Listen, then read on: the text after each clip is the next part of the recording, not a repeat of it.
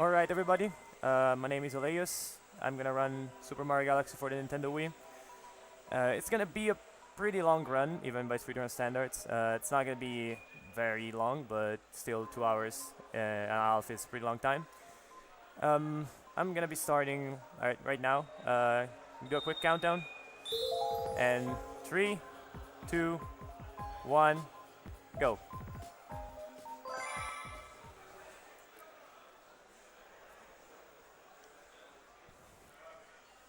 Alright, the game is, well, not very known for its plot, of course. It's a Mario game, or in this case a Luigi game, I should say. All we're gonna do is defeat Bowser. There are no real shortcuts in this game. You have to have 60 stars to reach Bowser and fight him. So you have to get the 60 stars. So it's probably one of the longest Mario speedruns for any percent. Because of course you cannot avoid collecting the 60 stars, and so yeah, gotta get them all one by one. Also, the game is a lot of, let's say, downtime, for lack of a better word, where you have small cutscenes, etc. Some people, well, don't like the game too much, at least to run the game too much because of that. I don't think it's a big problem per se, as it's a game that allows you to interact with the chat a lot when you stream, so that's a plus on that side.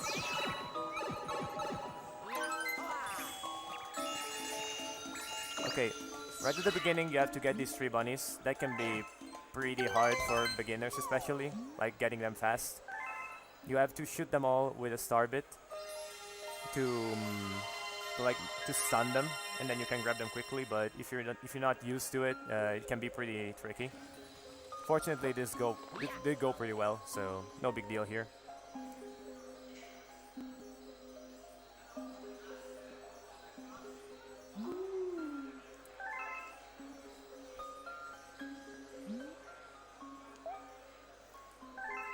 The game has 60 stars to collect, then you have to fight Bowser to win.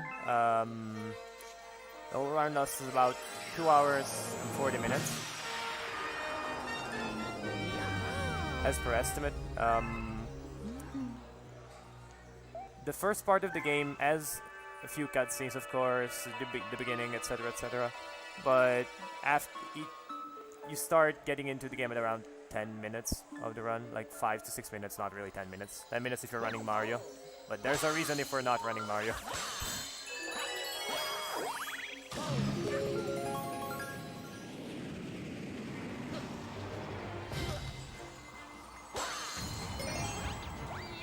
Now you're gonna see the camera wobble every now and then when I land on a new planet. That's because I'm doing a tech called landing cancel.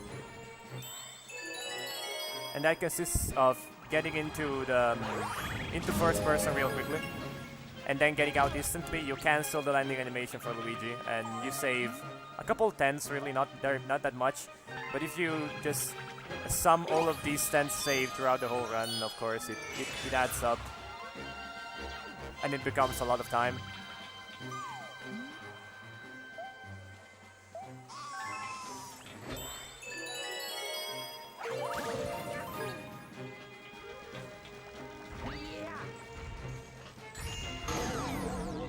So this is basically the tutorial level for the game. Not very much to say. Start by moving around a lot. You'll see that our major way to move will be the long jump. This is the fastest way to move in the game. We're about to... Okay. What I just did is a skip that saves about 10 seconds. And as a 4-frame window on 60 FPS. You skip talking to the Luma there, and a 10-second cutscene basically.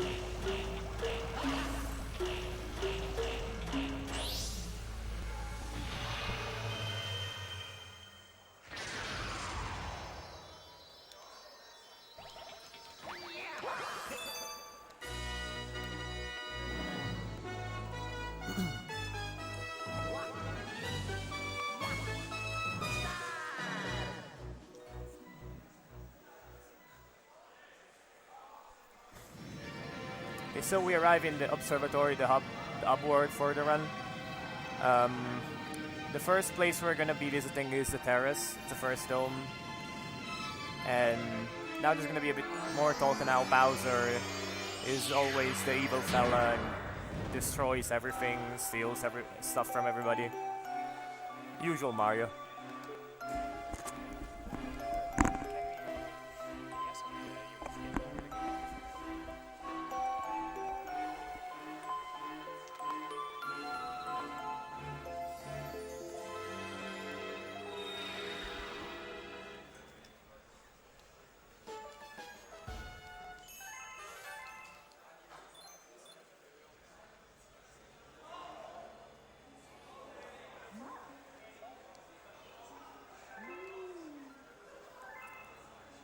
So we're about to come to the end of what we used to call in the community movie percent, for a reason, of course. Probably you can see the reason.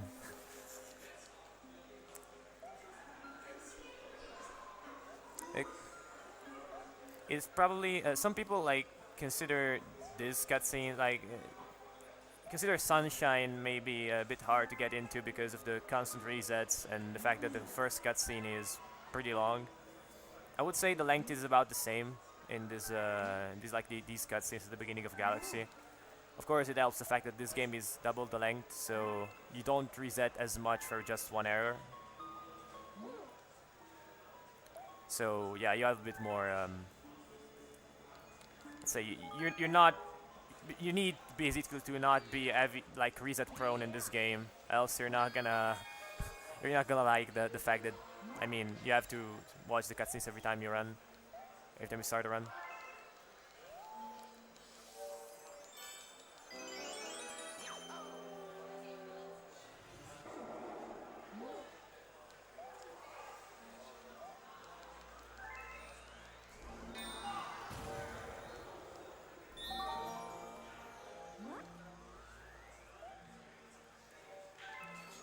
Okay.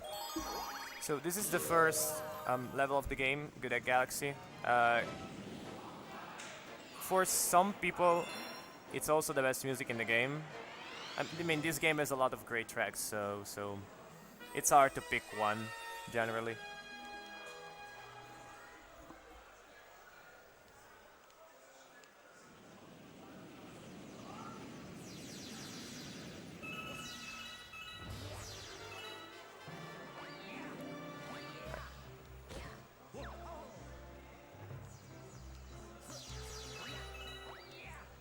They're gonna see me collect these. There's basically they're called star bits. We're gonna need a few for the game just to complete the game, because in a speedrun we need to unlock 2 galaxies that are unlocked with the star bits, and in total it's 1,000 star bits. On paper it's simple, like it's not hard to get 1,000 star bits throughout the run. There's a lot more to it, like which levels we collect star bits in it is determined, because some levels are better to collect star bits in. It's complicated. There's text boxes in between and stuff like that. Just everything is planned, of course.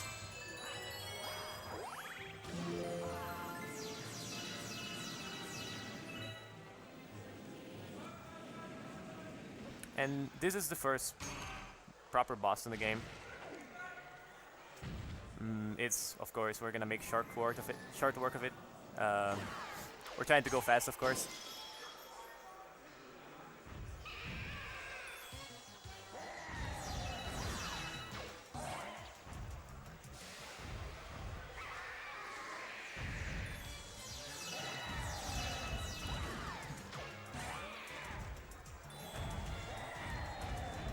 Okay. As you can see, nothing too complicated, just hit its tail and it will die. In the meantime, we have to collect all these star bits, because this is a good level to collect star bits. There are quite a few, actually. Okay.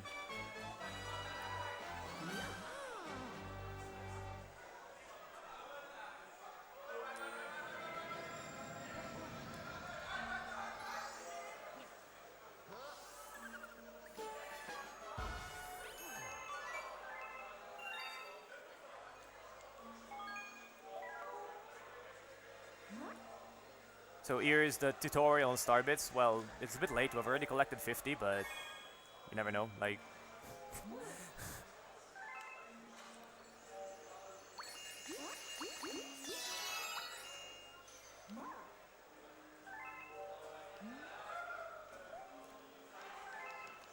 okay, now the game kind of introduces you to star bits. Like, you have to collect a lot of bits on the next level.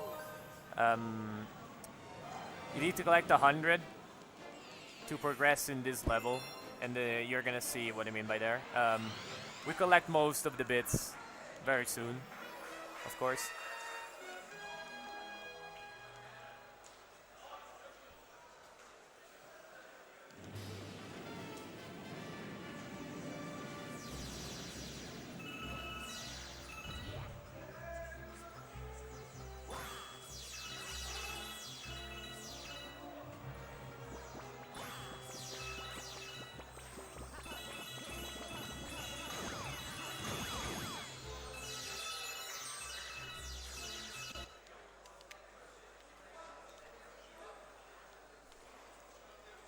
So you can see there that I shot some star bits to the blue enemies, and even though you waste a star bit because you shoot it at the enemy drops 3. So it is advantageous to do so.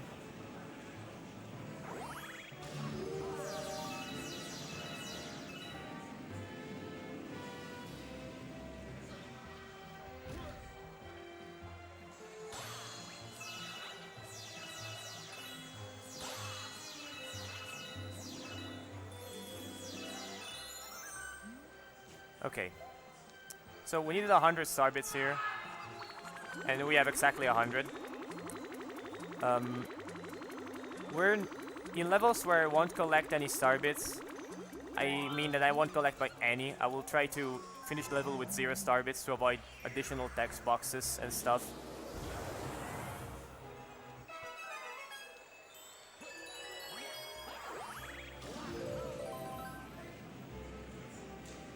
So these first couple of levels are pretty long for this game standard. Of course, they're kinda, you cannot really skip these 2 levels. Of course, because you need to unlock the next levels. But from the next level onwards, we will start getting on levels that are a bit shorter. Of course, you need to get 60 stars, but which 60 it's up to you, of course. And we of course pick the shortest stars.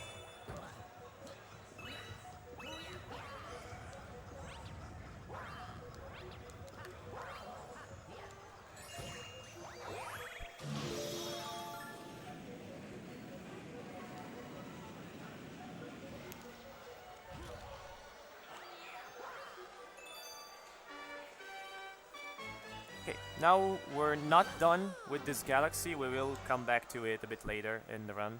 But for the moment, we will not touch it again.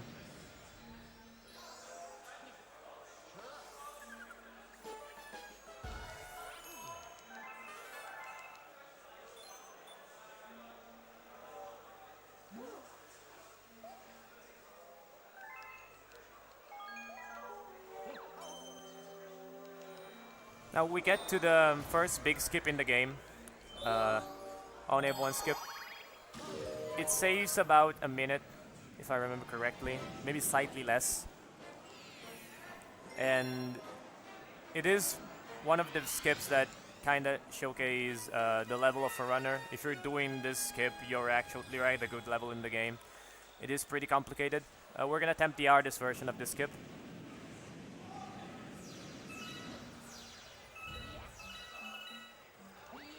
First things first, we cheat the slope by spinning.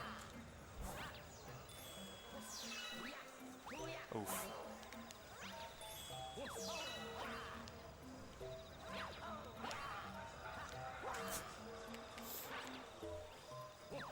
Okay.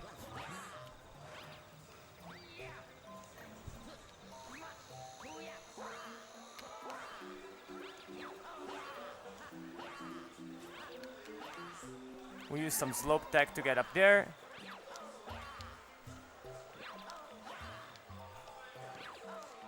Luigi. Okay. Apologize for the inconvenience, let's move on. Now climbing this slope using the ground pounds. And then we jump to the other tree. This is a pretty complicated series of inputs you have to do to climb the slope. Like, you have to repeat a couple of inputs. And we're at the end of the level.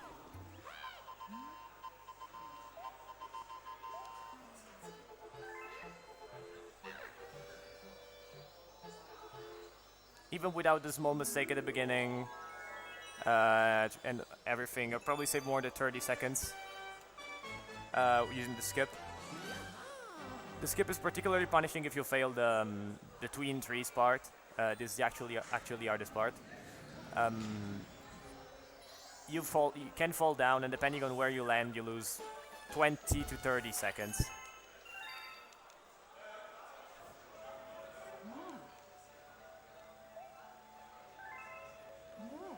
Now, the toads want to tell us something, but we don't care, so nope. That is karma for our not caring about any friends. But we will pull through and go to Onion Galaxy again.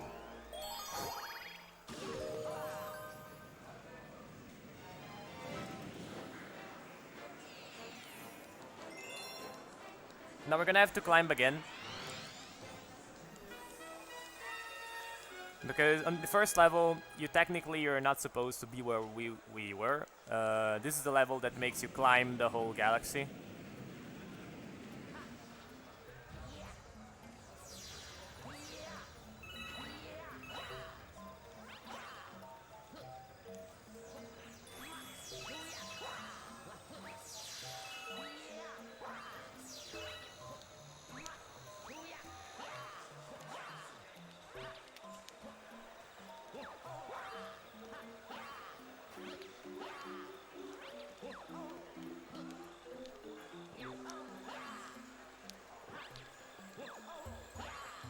The camera there is not very helpful for this trick, but we pull through, of course.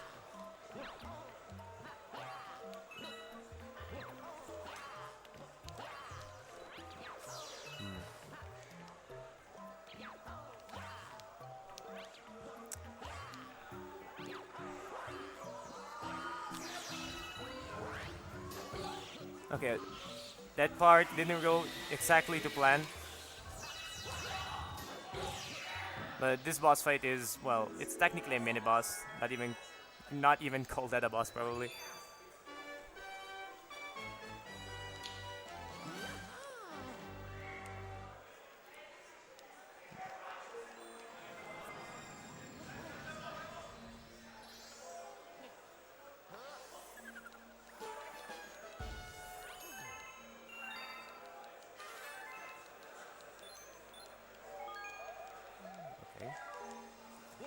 That was weird. As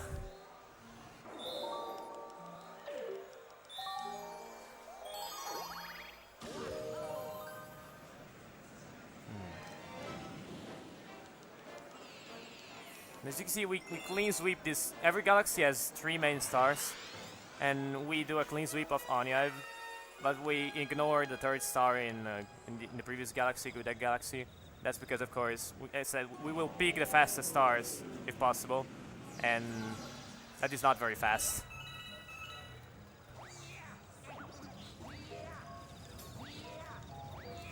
Oof.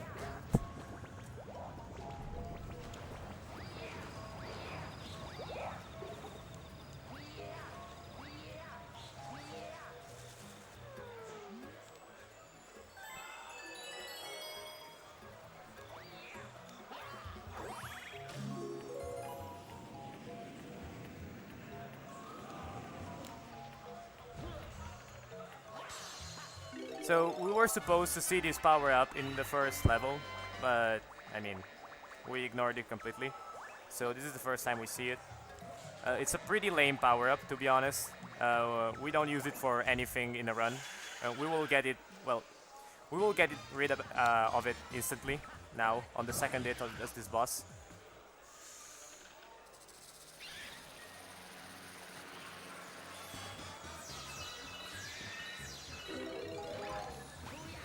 because you're supposed to use the P power up to fly and hit the boss, but his triple jump is enough. Now we will wait here.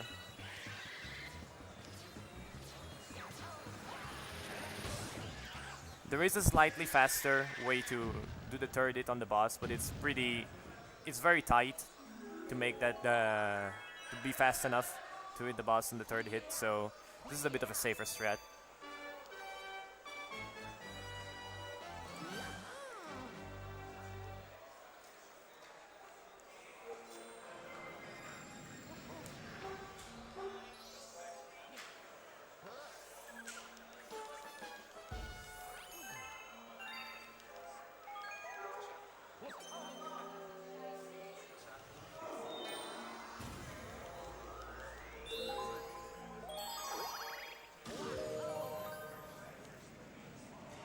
So now we will reach the beautiful land of motion controls, aided by many.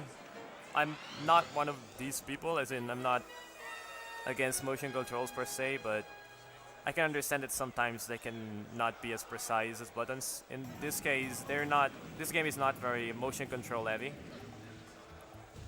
so it's not a really big deal. And the parts that use motion control are well made, and I mean it fits enough, so it is not really a bother, to be honest.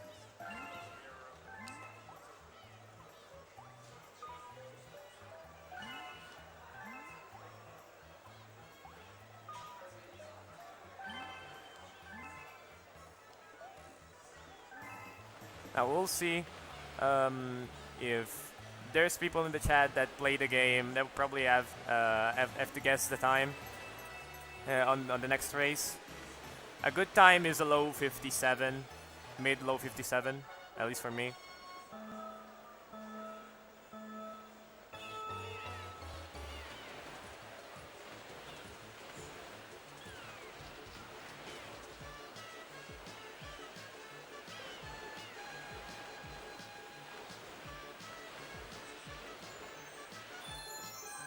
I was trying to avoid the 1-up because of the text box, but well, I didn't go really to plan.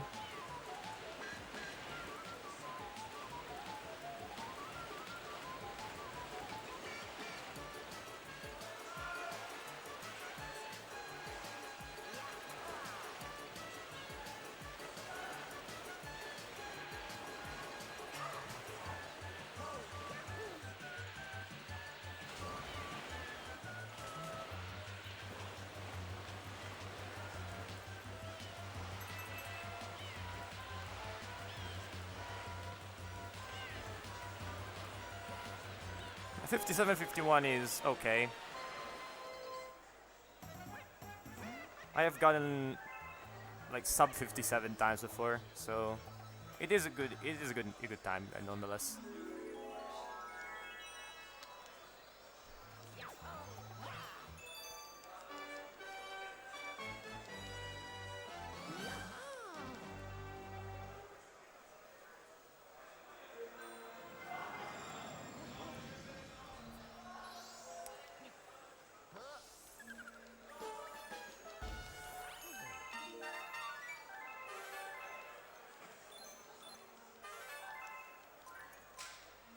Okay, so you have seen that the first Angry Loom has appeared. We're gonna need to give him 400 star bits. And we're gonna encounter him like in about half an hour or so.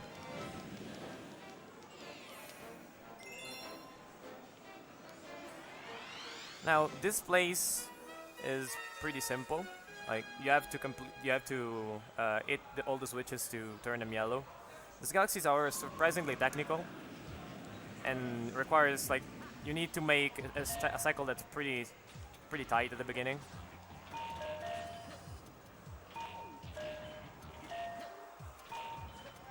And then another here.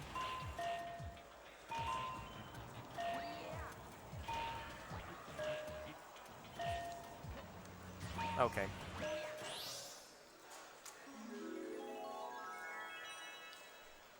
This was a pretty good split glitch.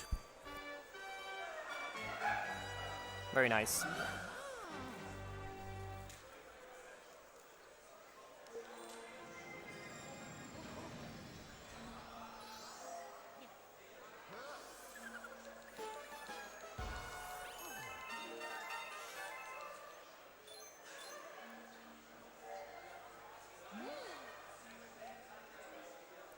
So here we have unlocked the first dome boss, that is Bowser Jr. And by beating each dome's boss, you unlock the next dome, and so goes the progression of the game. Generally, we try to finish each and every star we do in the dome on the first go. However, that's not always possible, and we will sometimes backtrack a couple of times. Because some stars have triggers that need to be activated before they become available.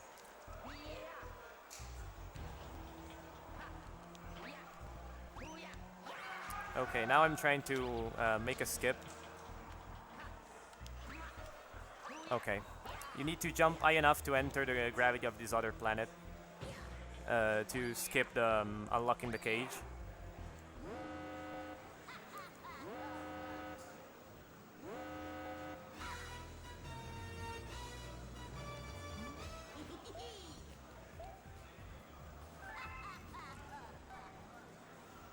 It's one of the few skips in the game that are not really very punishing if you fail them, because you can retry almost instantly, as you can see.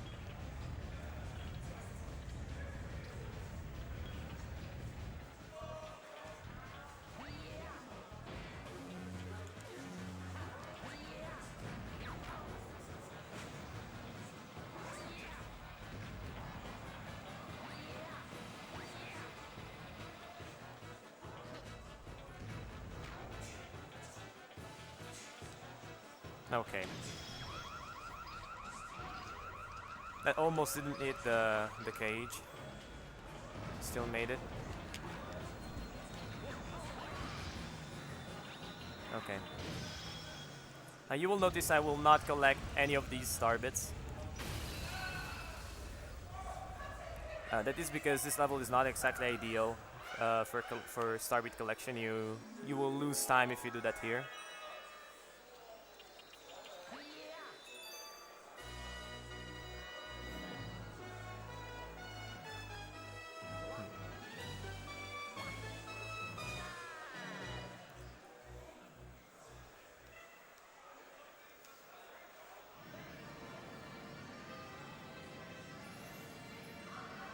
So now we've unlocked the fountain. That's the dome you can see there in the distance.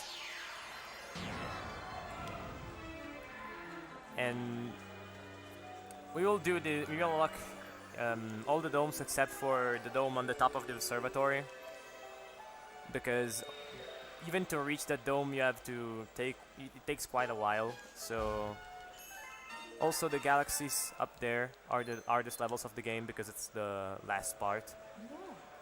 So it's generally a little bit longer, and we don't unlock that part in any percent because it's not worth the time.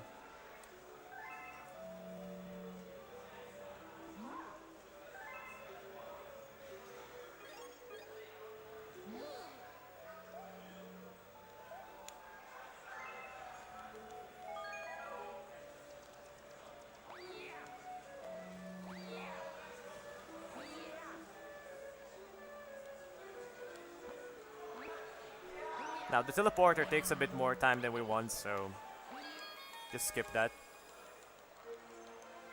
And go straight to the business. Now this star is a big choke point for most runs, because there's a pretty hard skip here. It saves like 20 seconds, but of course if you're going for a very good time, those 20 seconds matter.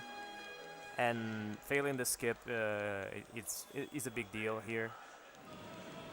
So it's one of those reason-heavy places. Also, after the skip, there is another small jump that you have to make. It's full of stuff, this star, basically. None of it pleasant.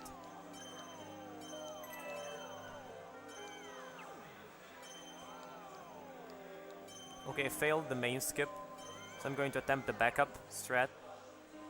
Okay, and it worked. Getting the backup isn't that bad. Also, why did I do that? Getting the backup isn't that bad. You only lose like 6 to 7 seconds. Now here we abuse a bit of gravity to get a way higher triple jump than we should and reach that launch star without going through the ordeal of freeing the toads. So we ignore the toads and then we don't even save them. We're very bad heroes, as you can see. This jump is pretty tight, as you can see.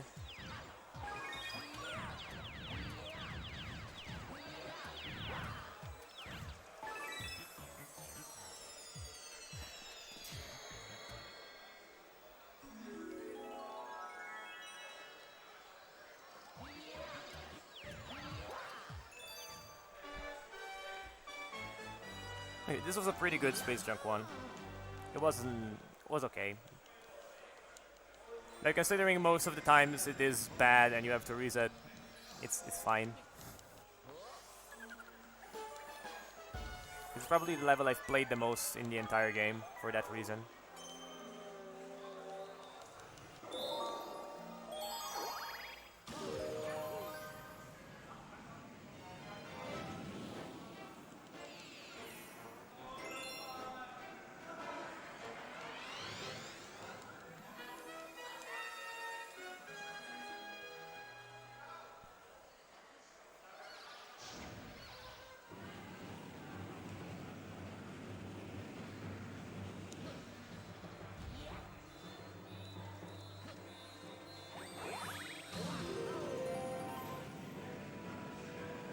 Now this level has some pretty neat movement.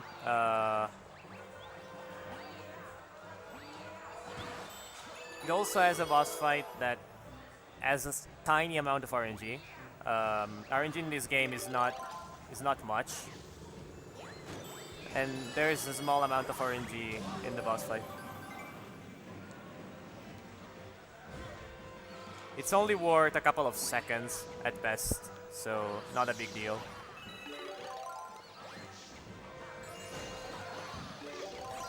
Of course.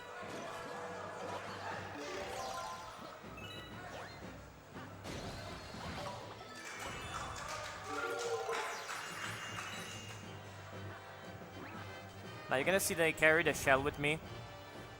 That's because you can use the shell to give the first hit to the boss at the very beginning of the fight.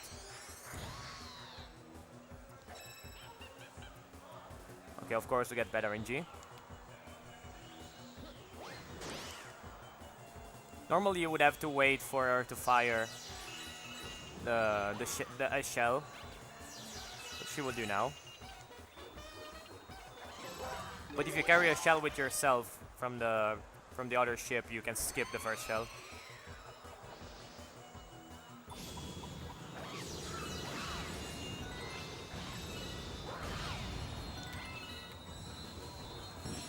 Okay.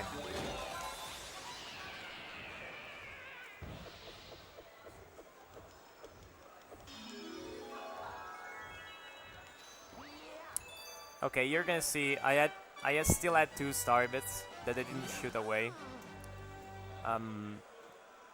I'll try to negate the time loss. Now it's not gonna be very spectacular, just I'm gonna try. Okay, I did it.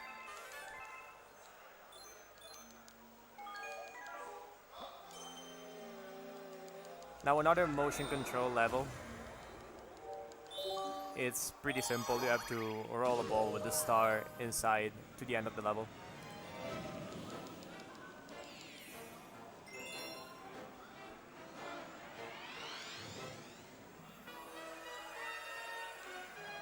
Like, there is a small skip in this level. You can jump off the island here and get into the rail. I'm not gonna do that because it's a very small skip and it would lose a lot of time if I didn't make it. Also, I'm not very confident in that skip per se, so I'm gonna do another trick that I'm not really confident, but that trick is way more interesting. This one is just you jump off of the island here and land on this rail. It's nothing too fancy.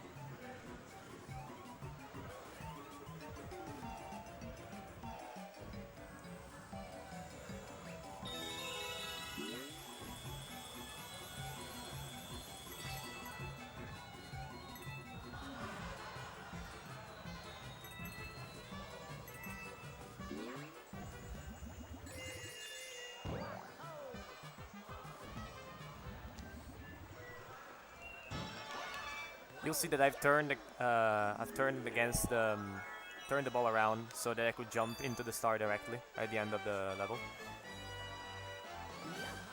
Because this game has a weird movement quirk. You can move in the air a lot more if you're faced backwards than if you're faced forwards. And so we use that sometimes to aid ourselves in skips.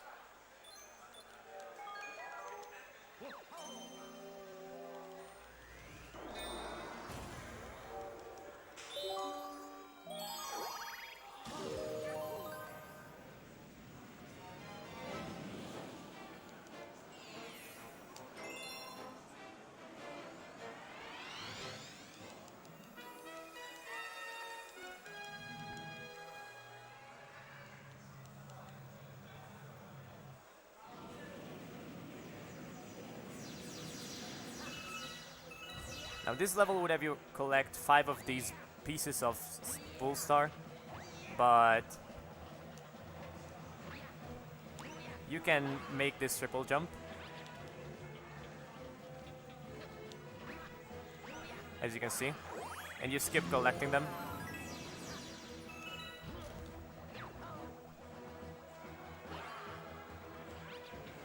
And then we get to a small auto-scroller, but you can get shocked how many times you want. There's the coins there, so. But we are able to collect a lot of star bits here, so it's worth it.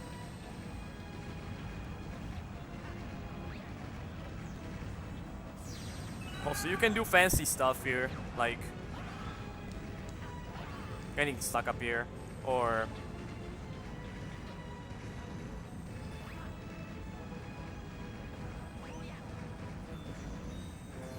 I just mess around like this.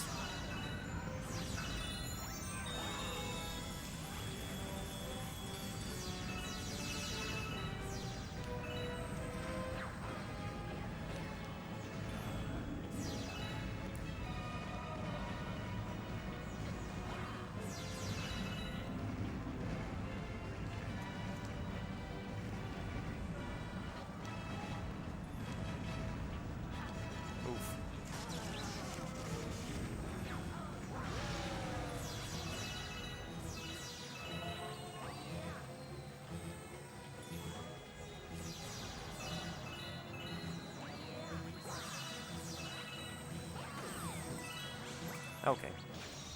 Then you have to lure that bullet wheel to the star, just like we did. You'll see we have a lot of star bits in this level. So this is why we skip some of the levels. You can get a lot of star bits in certain levels. There's a level where you can get almost 200 star bits, which is a fifth of all the star bits we need, like in only one single level.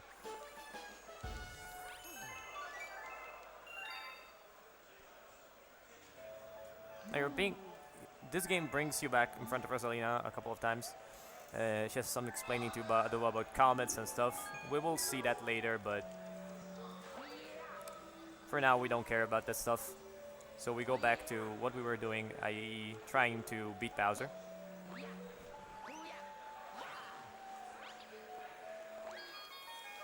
Like, Rosalina is pretty high up there in the list of space anime girls, but we have stuff to do, so.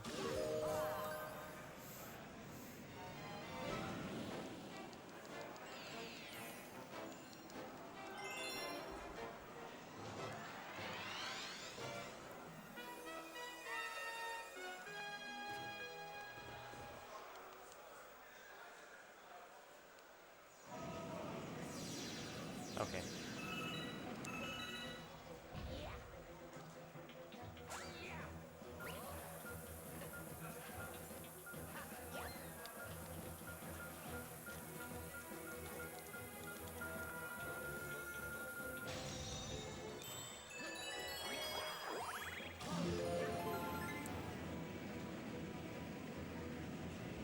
So maybe we'll see an interesting property of this planet.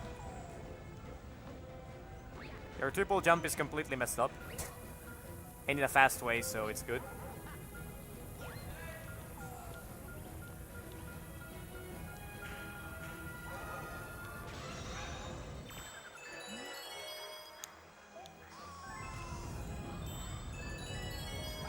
Now, I have entered first-person mode and looked upwards. As objects move and activate in this game only when there are camera, I did that so the launch star there would activate and allow me to avoid having to go over the top of it and then falling down in it again.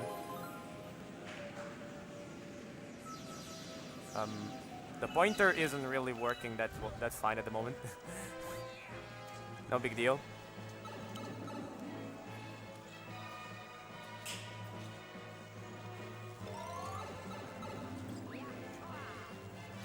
Although we kinda needed those star bits.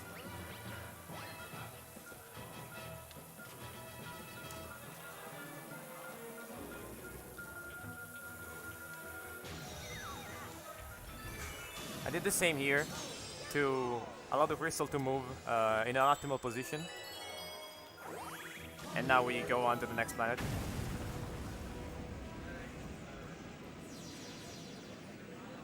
The pointer is definitely not working very well. We'll try to make do with it.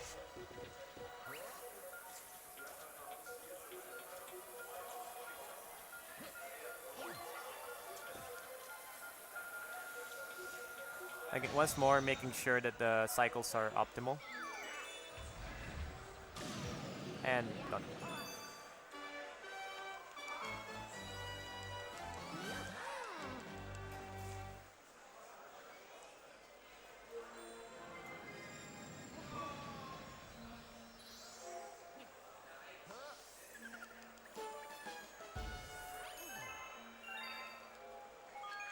So we mentioned comets before. Now we're going to one.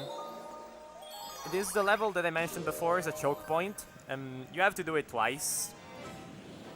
This time it has a speed limit, but it's not like we are bothered by the time limit that the game handles you. The problem is that if you die, you have to do the level all over again. So in the final section, we're gonna have to be very careful.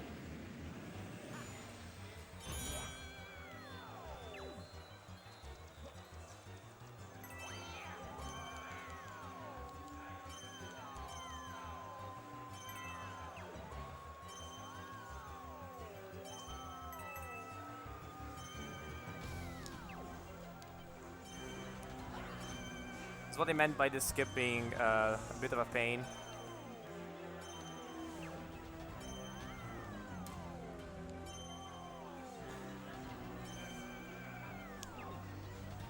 Like I'm not going forwards because if I know that the skip won't work, because there is no point. Okay, finally.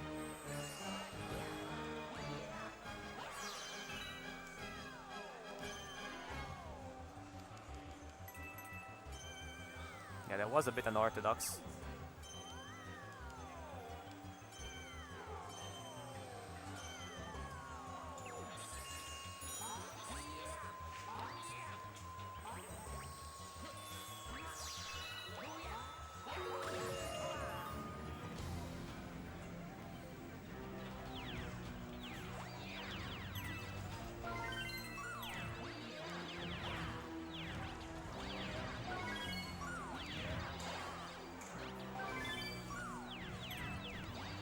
As you can see, I did the jump in a different way to avoid dying and having to do the level over again. In runs, I would do that. However, the risk of losing like a minute and a half would be a bit too much for a marathon run.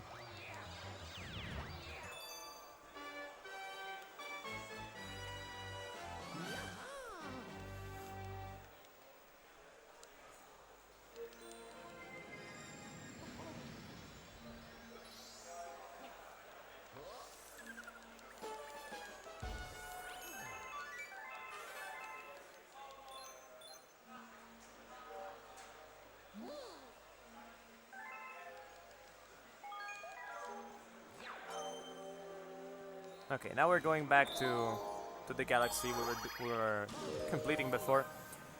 This game also, I should mention, has had a route change about like September this year, where the route would do some stars in different orders, but we've discovered that certain this order of stars is a bit faster.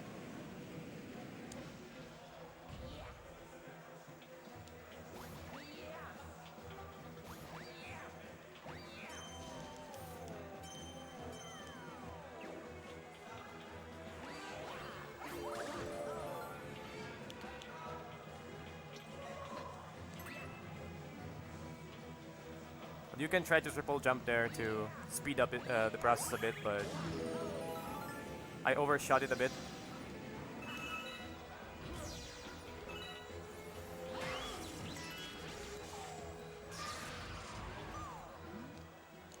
Now, if you exploit that hitbox, the electricity hitbox there, it looked like we were in the hitbox, but we were not.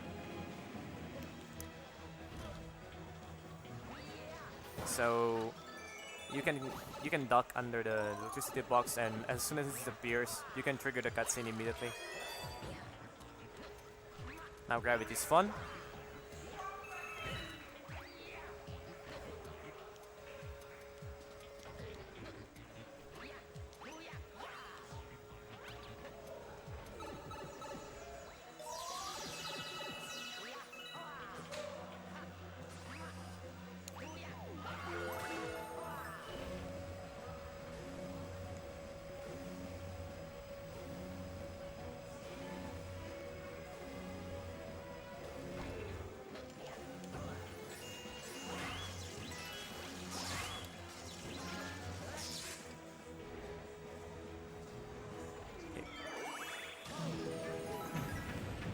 And now we arrive to the easiest boss of the game, probably. It's also very annoying, though.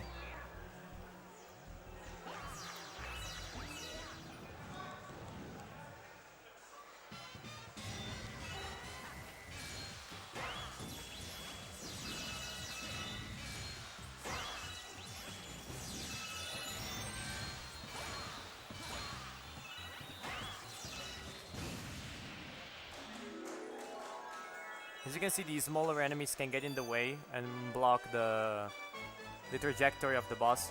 So sometimes you have to hit him a couple of times to get him into the electricity and not just once.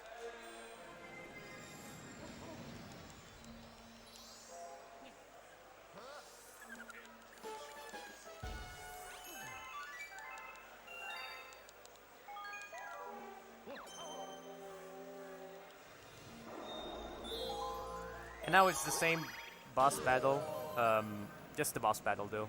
It is one of the fastest stars in the game. As you've seen, the boss wasn't really very long.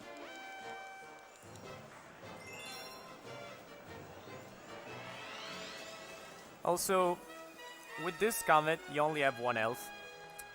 So, this is kind of the point of the comet. You only have 1 health, so you get one shot by everything.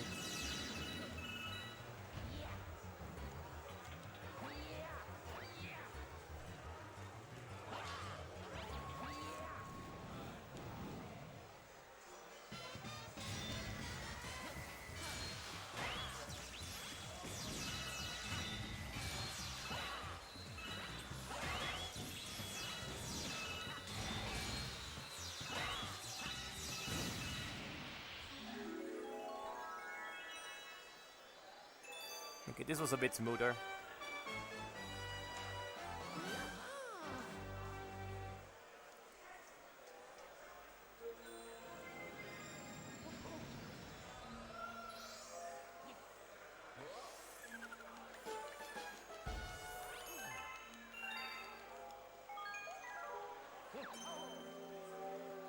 And now we head to the boss battle versus Bowser.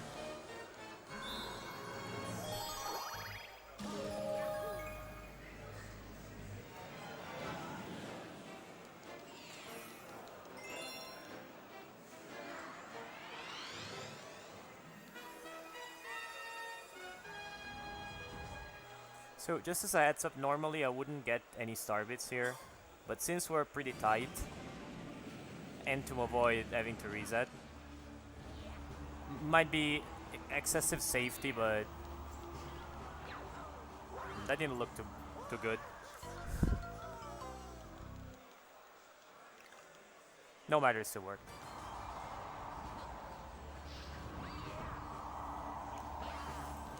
So we do a death warp there. The fun part is that the death warp and the normal long jumping are almost exactly the same length in time. Oof, that was a bad mistake. I said the death warp and the long jump take about the same time. But the death warp gives you almost perfect cycles for the next part, so we prefer doing the death warp.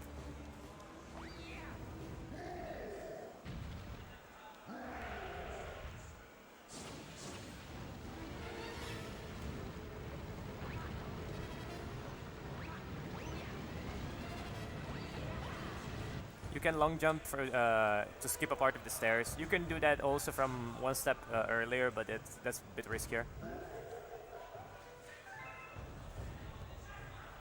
I don't have any preference on that long jump. Like, sometimes I don't land on the 5th step with the triple jump, so I do it from the 4th step, and it's pretty okay in both cases.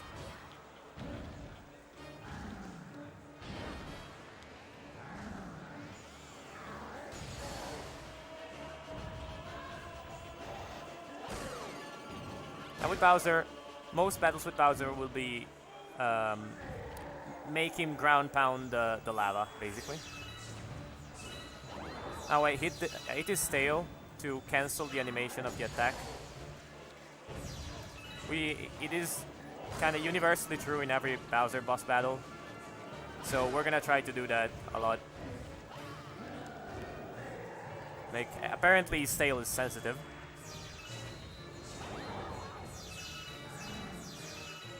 The tail doesn't like to get hit.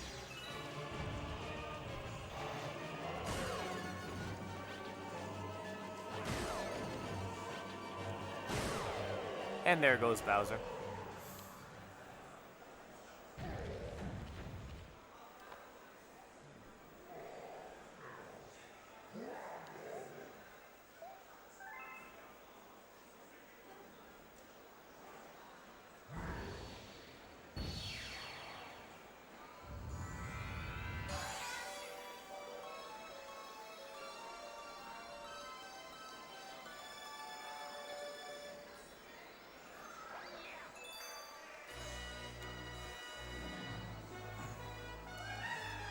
This boss battle unlocks the 3rd dome, and we're gonna add straight there. Something weird is gonna happen in about 10 minutes, less, 5 minutes, but you will see.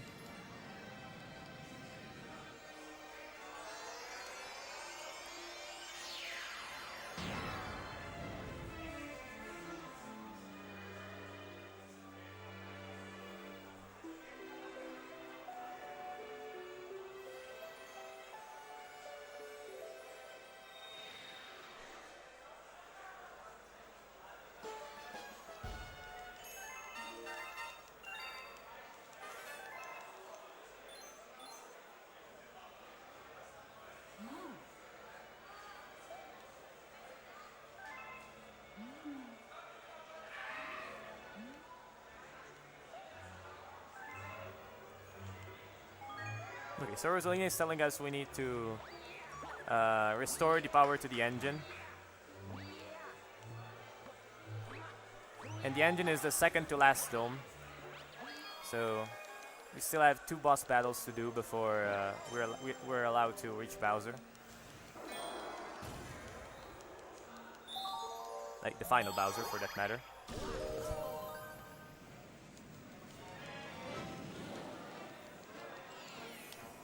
Now this star is called Sunken Treasure, but it's clickbait, it's fake news, call it however you want. We're not gonna be even touching the water, probably. Maybe we're gonna touch this part of the water, but we're definitely not gonna go swimming or stuff like that. You know what? Didn't even touch the water.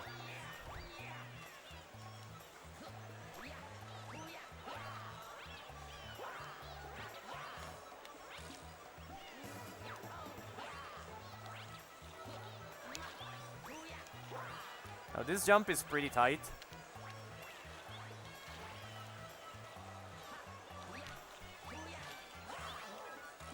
As you can see.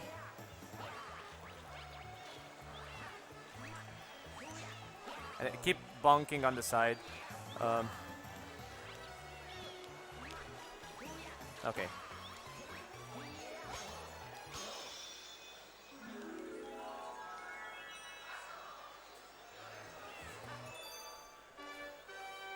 Normally, you would have to go underwater to grab some pieces of the launch star that carries you up there, but you can use the palm tree there to reach the upper part of the level, and, well, no need to go underwater.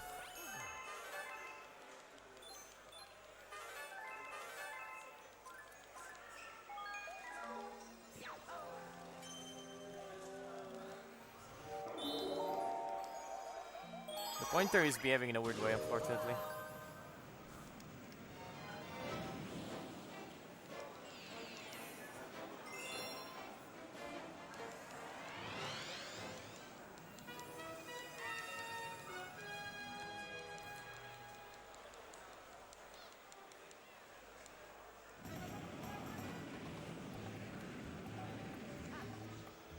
Now, I would love to continue that tradition, but we have to touch the water this time.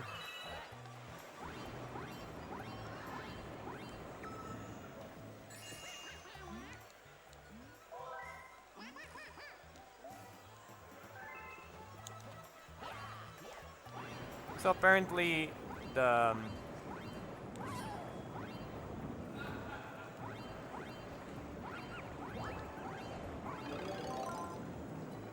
okay. I wasn't close enough for the first time, but basically stole the gold shell from a penguin, because we're the hero, you know.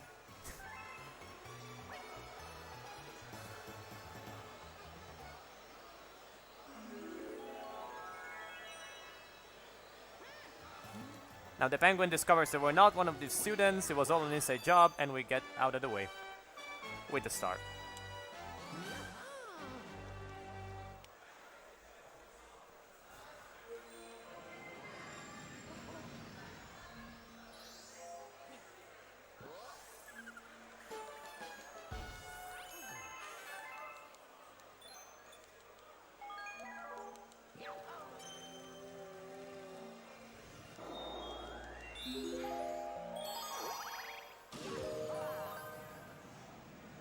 Now, if I am correct, this is gonna be the first instance of the secret stars. There are secret stars every now and then in the levels. And this is the first secret star that's worth the time collecting it. So, these stars are not just shown.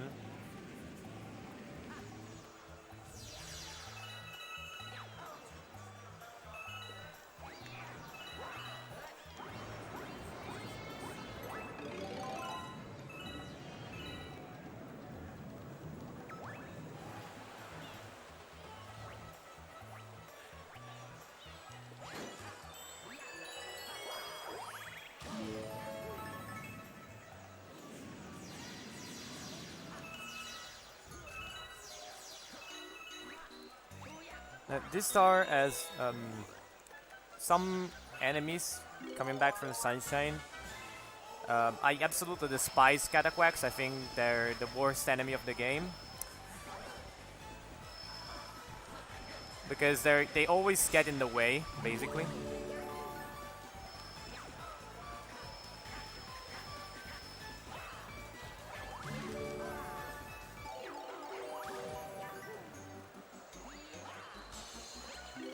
And since we ate them so much, I mean, why using them? You should use them to get up there, but...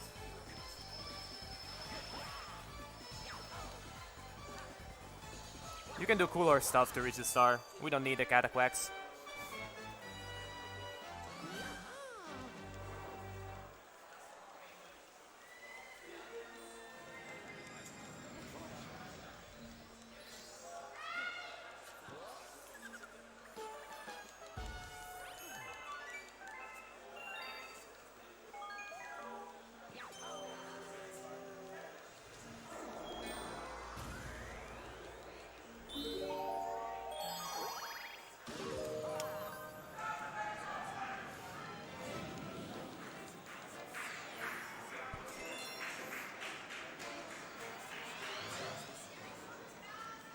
Okay, so you can see there's another Luigi. That's not us. So when you play as Mario, you will save Luigi in the game, and Luigi will go searching for some other stars in the game and stuff. Turns out, if you're playing as Luigi, you save Luigi. That doesn't make much sense, but...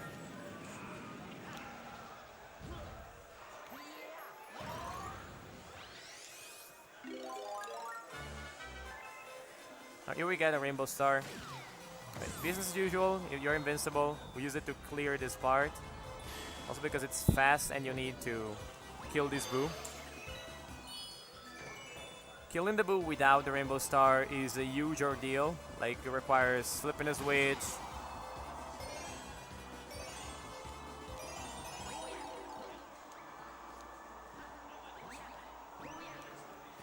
Requires flipping a switch.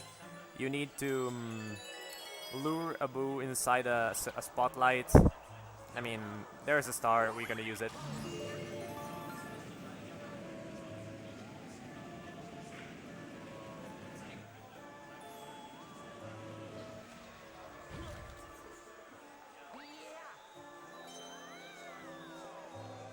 And here we discover that the floor does not exist.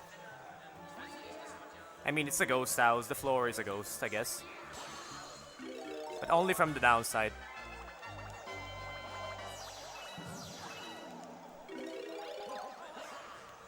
Hi, me.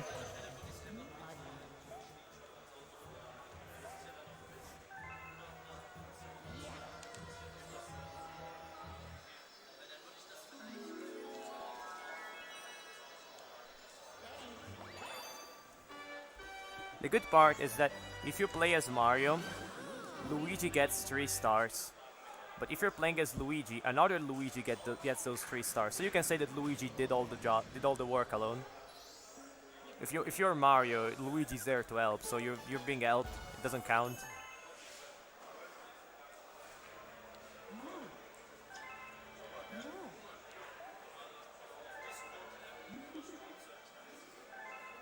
So now, Luigi's here. We're gonna talk to him because he gets stars, and that's good because it saves us the trouble. Therefore, we're gonna feed this hungry Luma a lot of star bits. We need 400. We have 402.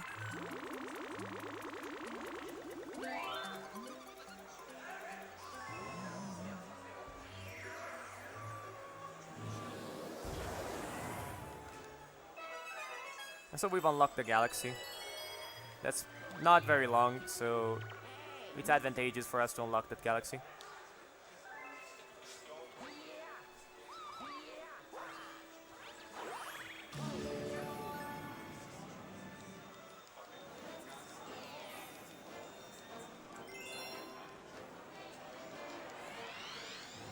Now this galaxy, well, it's called Sweet Sweet Galaxy, should be called Long Jump Galaxy.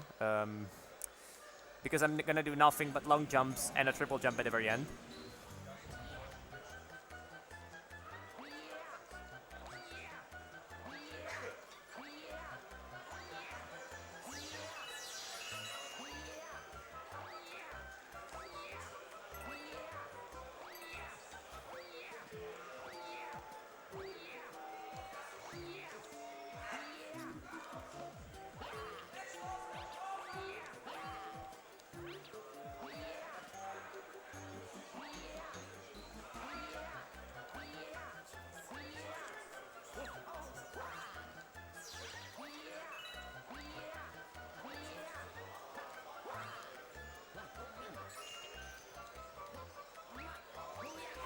Unfortunately, this galaxy is pretty annoying because if you misinput something or get your angle slightly wrong, you're gonna be slightly late on the cycle, so you have to be extra careful if you don't want to fall down and lose way more time. In this case, it was just I missed the angle on a jump, and that turned the whole level a bit slower, but no big deal.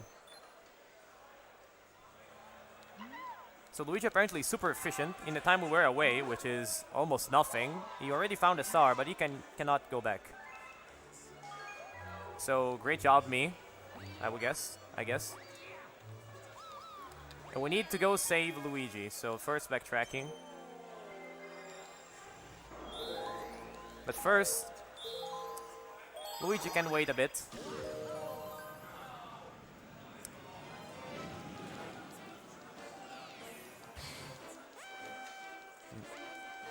I should mention one thing about the comets. They're set to appear if the star number is right. Like it depends on if the star number you have is even or odd. So you need to do comets at a specific part of the run, else you're not gonna have them, or you're not guaranteed to have them there.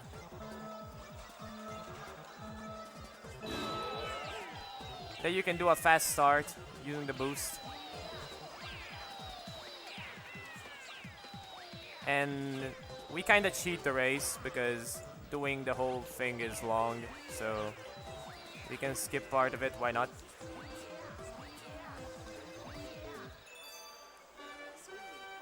Also, at the beginning of the level, I got a small time save. That's the first frame jump.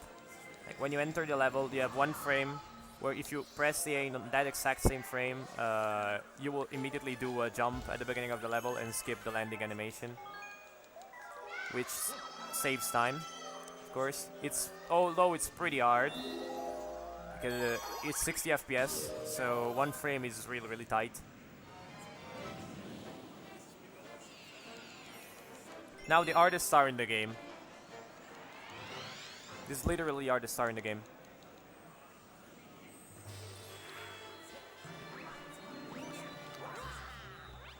Okay, done. Hardest skip in the game done. The run is saved. We can go on and finish the run now.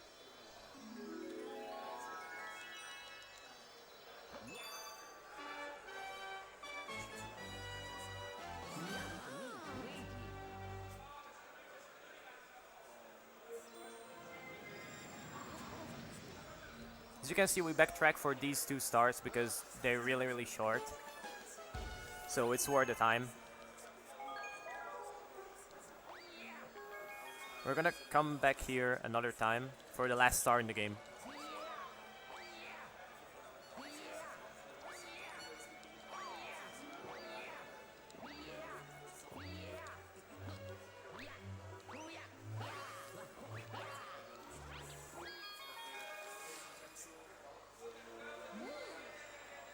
Now, we know where Bowser Jr. is apparently, but we have business left in some places, so we're gonna get a couple more stars.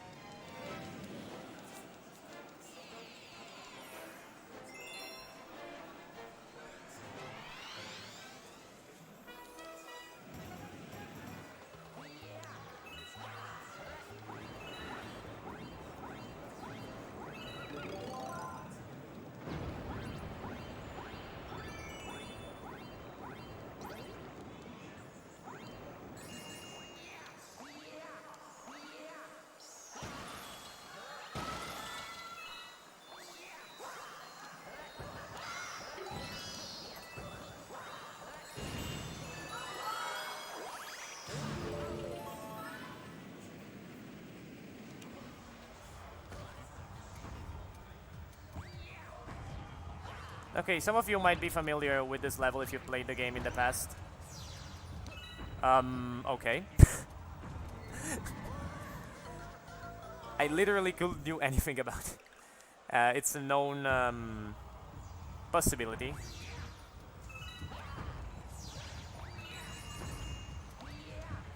Although it's the first time that's happened to me, I've seen it happen to other people. You get flung backwards by the tox blocks. Now this is a pretty tight jump. If you're playing as Mario, it is technically possible, but I don't think there's any active runners that do it in runs. It is that hard. With Luigi, the time window to spin is more lenient. In fact, it wasn't very well executed, to be fair.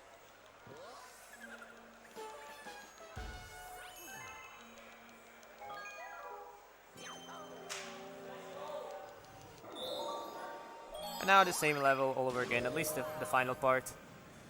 Now the boxes move a bit faster. That's actually better for us, so they get out of the way faster.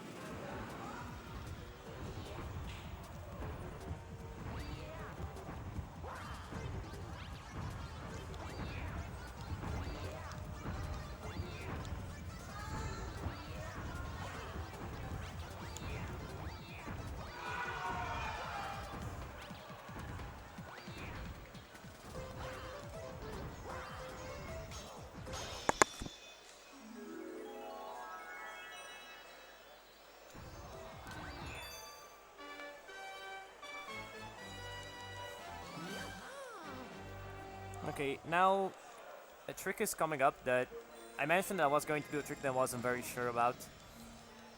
This trick is pretty hard, and you will see what I mean in a second.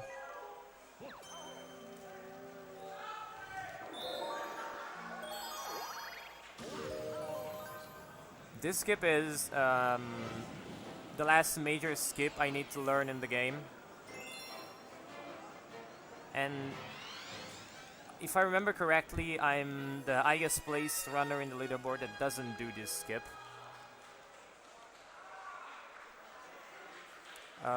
This skip is... It requires very precise placement for Luigi to work.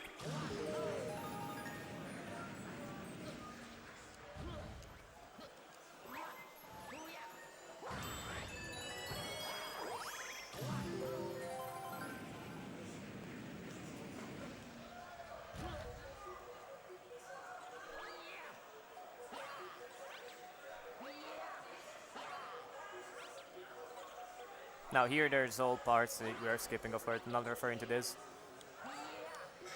It is this part where I'm gonna attempt the trick.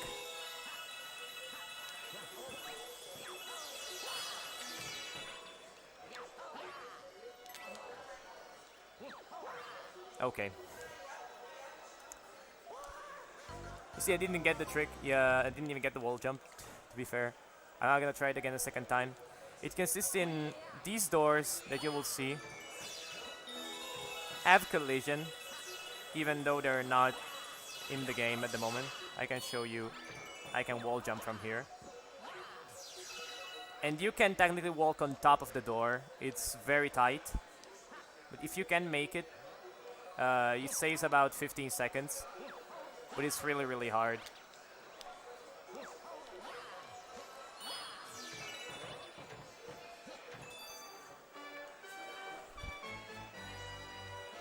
So I knew that I probably wouldn't get the trick, but I still wanted to showcase it since it's a marathon run. I want to see all the ins and outs of the game.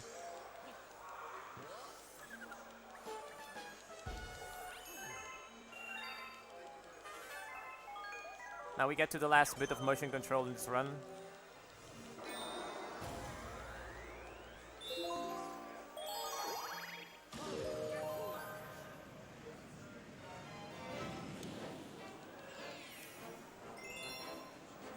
I'm a bit worried for this one because the pointer hasn't been working exactly properly at the moment.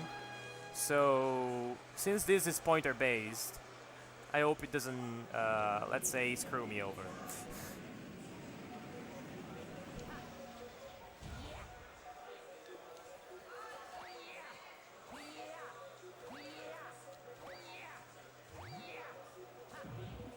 Nothing fancy, you just have to basically blow the bubble.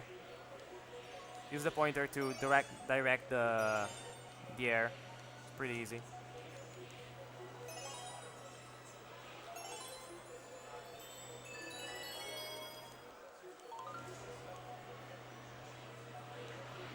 Now here you'll see all these star bits. We don't get them because this level is not a good level for star bits. Now, normally you would have to do another part with the thing, but I'm tired, so whatever.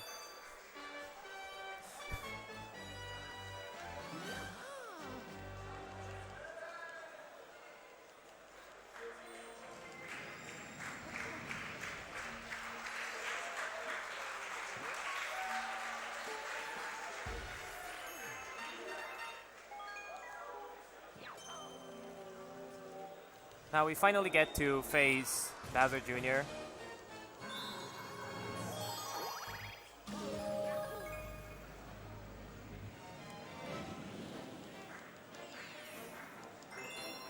This is the second time we're facing Bowser Jr. Is pretty pissed that we beat him before, so... Well, I would be. We'll see what he has in store for us this time. This is actually a pretty technical level.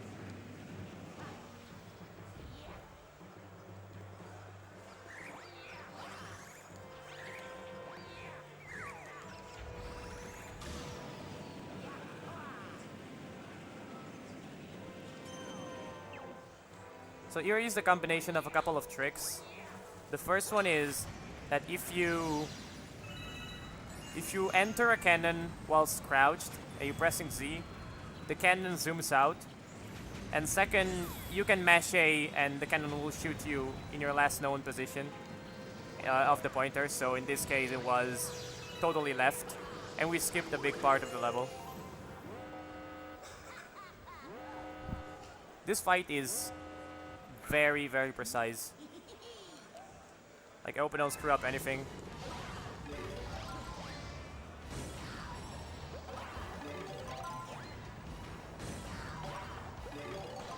Heck, of course. It's actually not a huge deal. I mean, it didn't ruin cycles and such.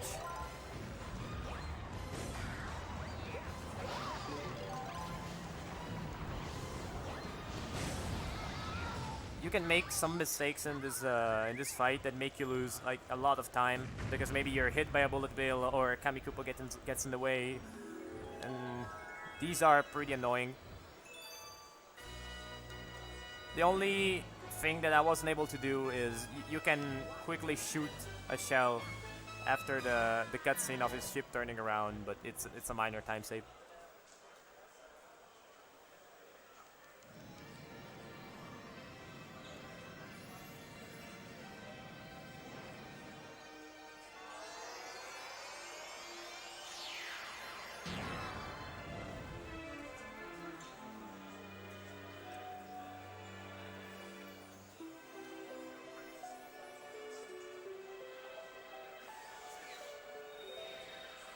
Now at this point, the run can die in a pretty embarrassing way. And it's not gonna happen, because I know best, fortunately. But every Galaxy runner has been here at least once or twice in his or her career. And it is forgetting to talk with the damn Toad. Because if you don't talk to Toad, Luigi won't spawn in the place you need to save him. And when you get there, you notice, and the run is dead because it takes a minute or so to go back.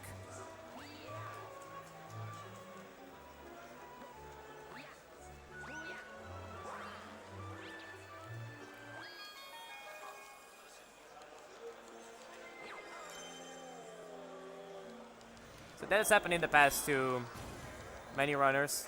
Another mistake that can happen, since the two stars are pretty similar, is doing Battle Rock 1 instead of Battle Rock saving Luigi. And that has happened a couple of times on world record pace runs. Like, it might seem like a stupid thing, but it has like killed 2 world record pace runs. One in 120 stars and one in 90%.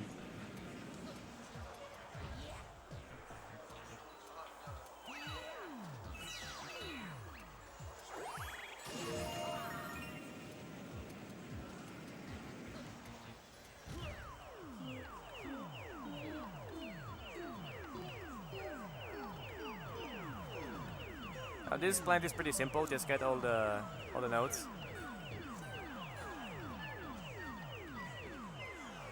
these one-off galaxies are usually very fast, so we try to do most of them.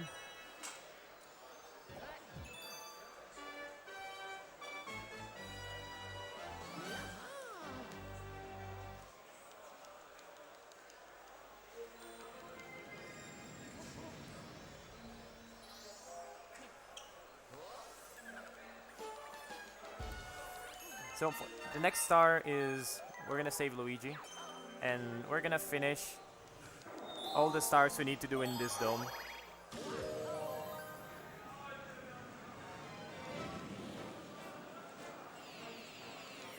We have one dome gone.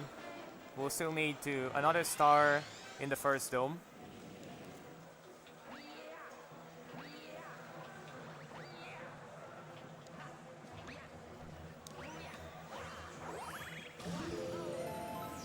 You've already seen this level, and it is good because it has a lot of star bits, so it's star bit round 2 basically.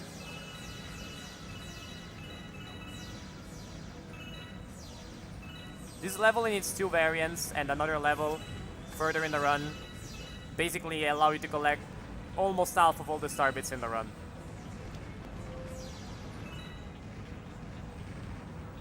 Let's mess around a bit.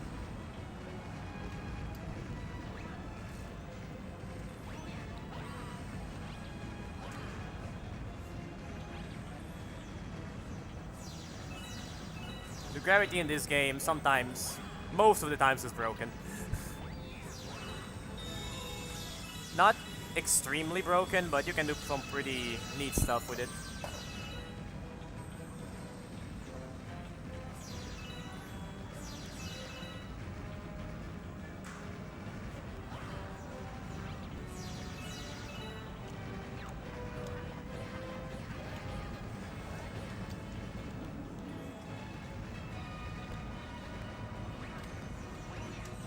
Okay, now let's remember to do the star we came here for and not the one we just did like less than half an hour ago. Okay, then not kill the bullet bill maybe.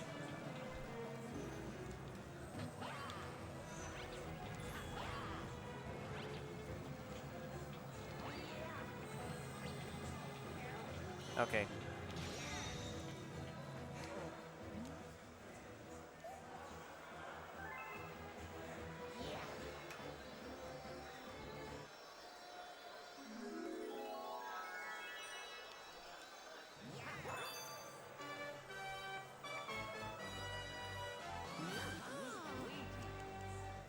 Okay, now we reached the bedroom, which is home to a couple of galaxies that are considered by some the best in the game.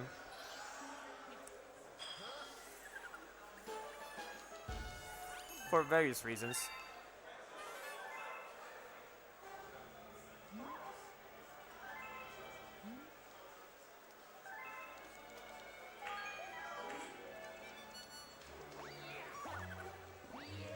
Oh, and I didn't do the fast movement for the bedroom. Just didn't cross my mind.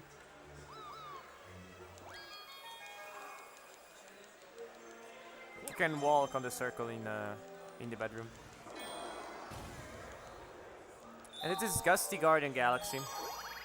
Home to, like, considered by most of the people that play this game the best song in the game.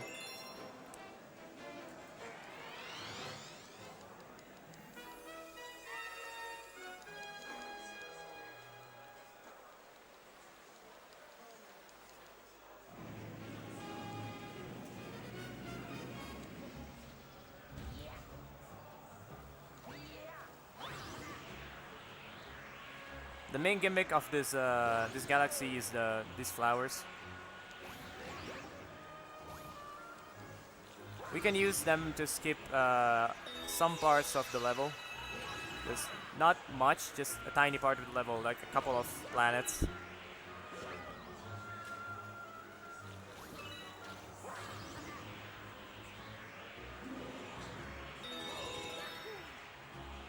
You see that here you should technically land down there, but the wind carries you over, so we try to reach here.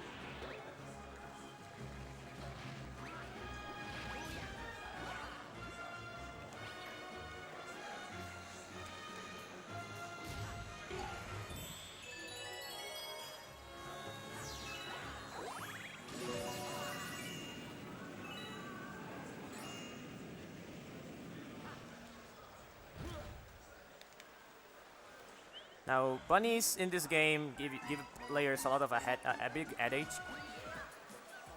and you'll see why now. Okay, I didn't get the quickest grab possible, but still was decently quick, so still fine. Oh. I have too many starbits to shoot them away.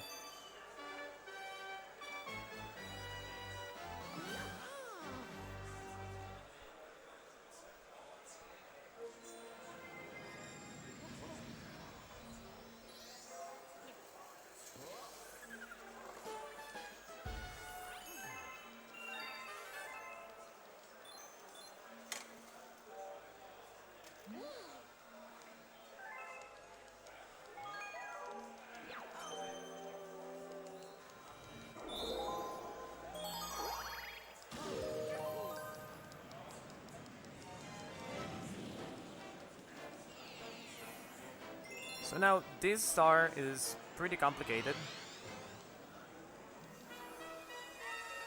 Especially the question mark planet that you can see in the intro. A lot is going on behind the scenes on that planet. Like you need to carefully manipulate the camera so that some moles appear and you're able to defeat them. You'll see what I mean in a second.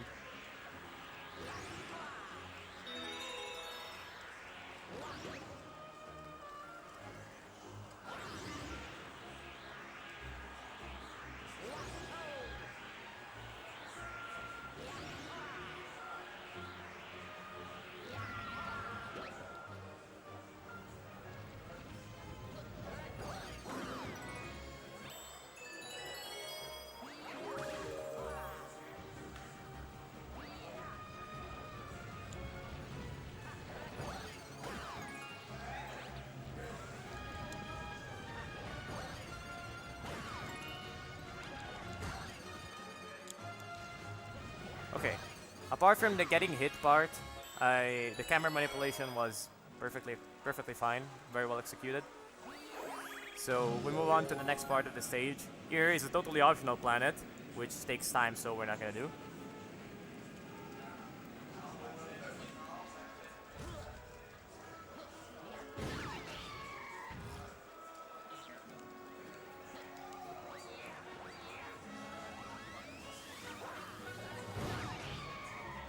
You need to move this, to move the insects around here. You need to move the worm, because Nintendo has wisely decided that it would put only in this level invisible walls between these apples, so there's no way to gravity jump between them.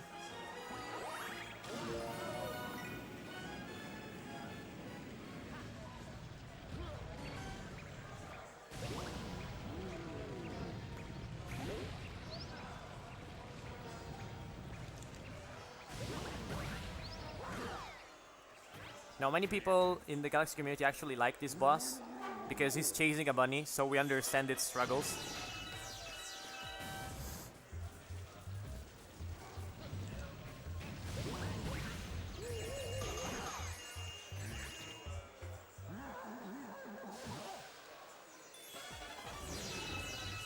Now, this boss has a tiny amount of RNG from just where it spawns is random. You can keep him locked in place by shooting starbits at him, so he's pretty easy. If you know the tricks, it's pretty easy.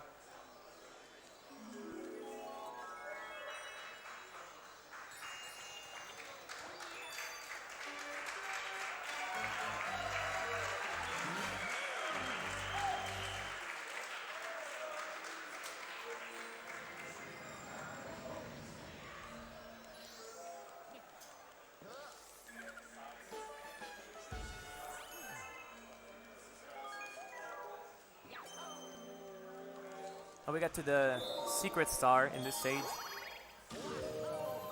It is the most obvious secret in the entire game. Like, you can tell there's a star there, but many casual players struggled understanding how you actually get the star.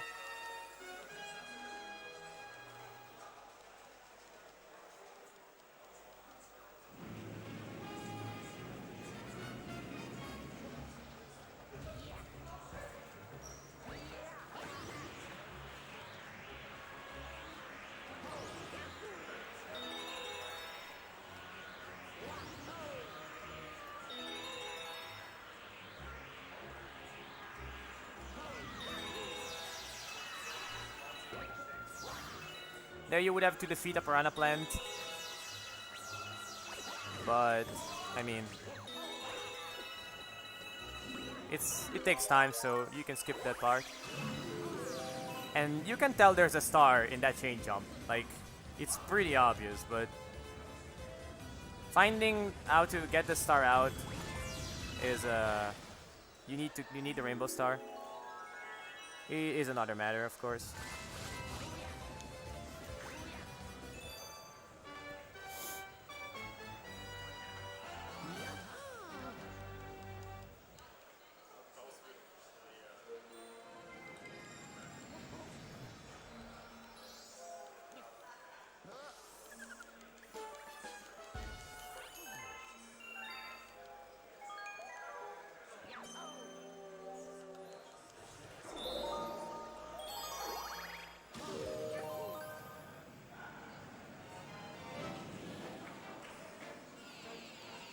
So now we're gonna enter the level again to get the actual star this time.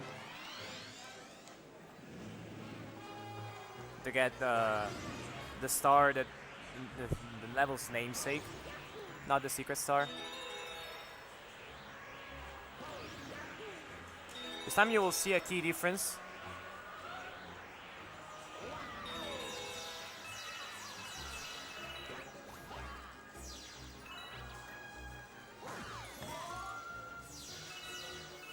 As you see, I didn't get all the question mark coins. There is no star here. There was a split in the community between like those who think that getting the star is faster and those who think that doing this is faster. Of course, getting the star gives you a quicker run speed, but you don't have the animation if you do what I did now, so it's about 50-50. Someday I'll have to time and see who is actually right.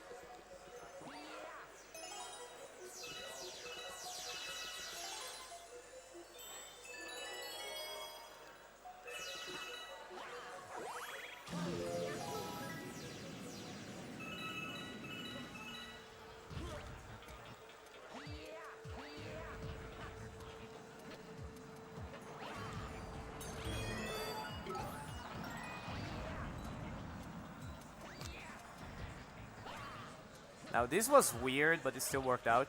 Of course, you're supposed to go up there and activate a couple more switches, but you can do that jump. And we're at the end of the level.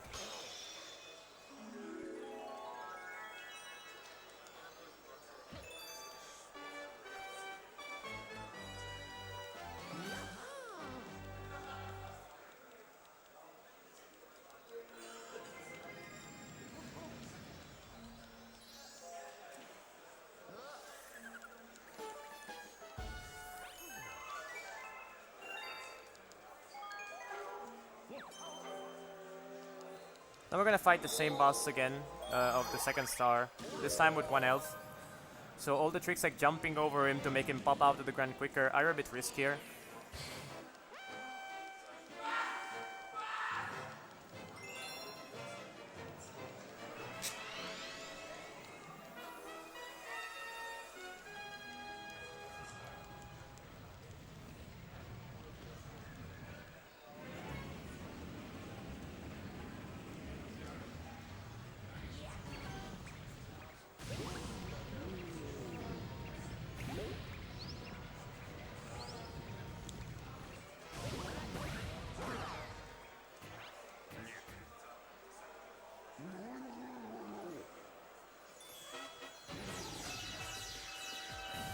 So this time we were lucky with the RNG. But it is, as you can see, the difference is like a couple of seconds, not more. So, again, this game doesn't have much RNG at all.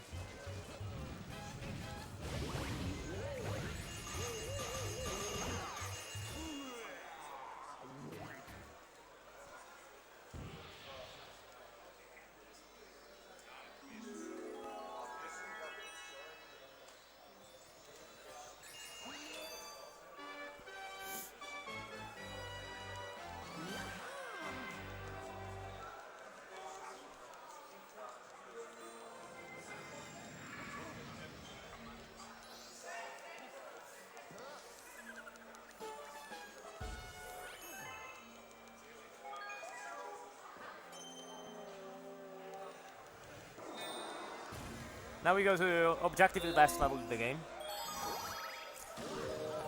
How can an opinion be objective? You'll see if you've never seen the game. I've never seen anybody say that their favorite level is not Freeze Flame. I don't know why. I mean, the level is great, but I would guess there would be a bit of at least a spread, like if somebody likes another level more. Nope. Freeze Flame is the best, apparently. Okay. Now the penguin did go on the right side. I mean, it was the left side, but it is also the right side because it is faster to grab the penguin if he goes on the left side of the screen.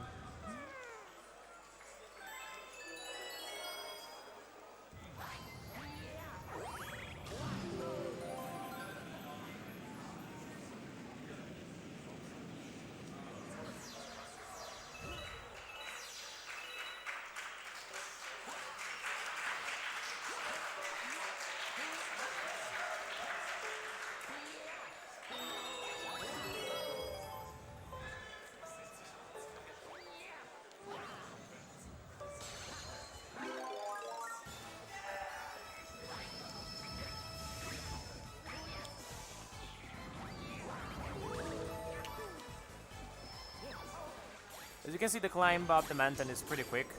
And we already are at the boss. And I still have the Ice Flower running. Which means I did a pretty good job.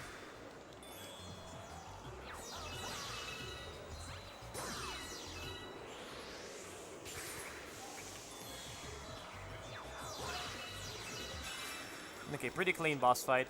The boss is pretty simple, like hit him 3 times as always.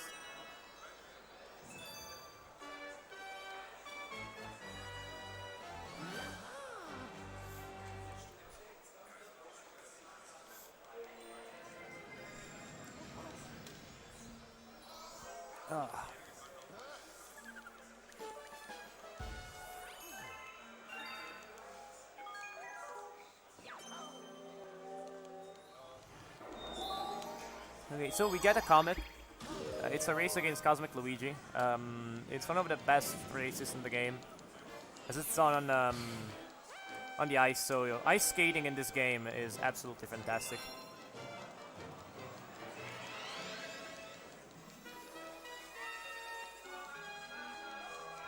It also has a lot of star bits. Just as a side note, so we try to collect most of them here.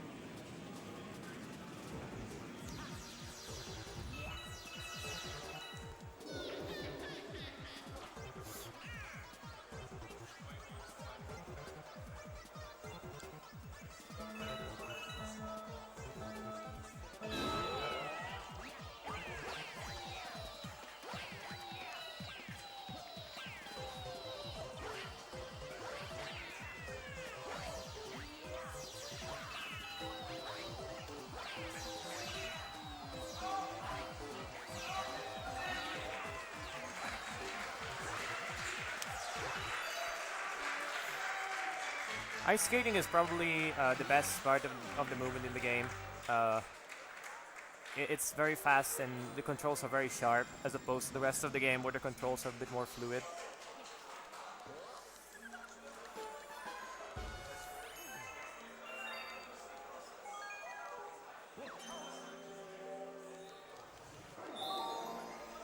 Technically, you could do the stars in this dome in a different order from what I'm doing right now. To save less than a second, but since I'm not familiar with that order, I prefer to go the normal way here.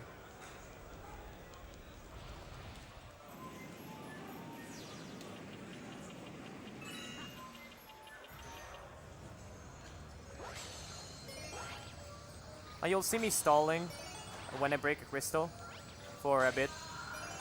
That's because the actual hitbox of the star piece isn't spawned instantly, but it takes a bit. And so if you keep going forward, you basically miss the hitbox.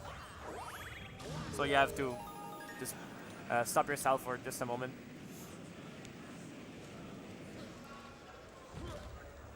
Now I'll use a trick that I never use in runs. It's a lava boost, so it's always fun. It's always fun.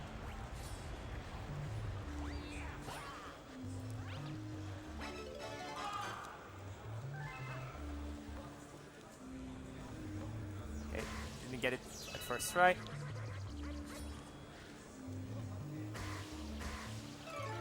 Oof. Can't do that anymore, unfortunately. The enemy was in the way and blocked the lava boost.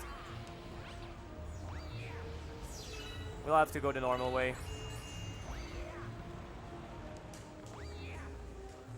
Yeah, the lava boost saves about less than a second over this route. And this route is like 100% guaranteed.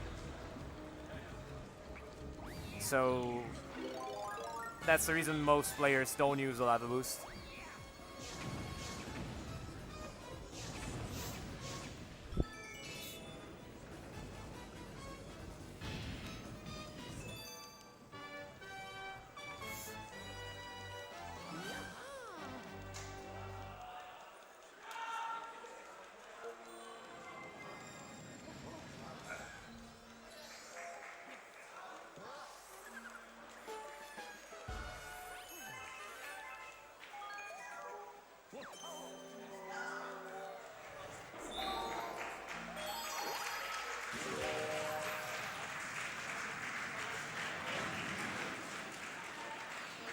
Now, only 2 more stars left in this galaxy.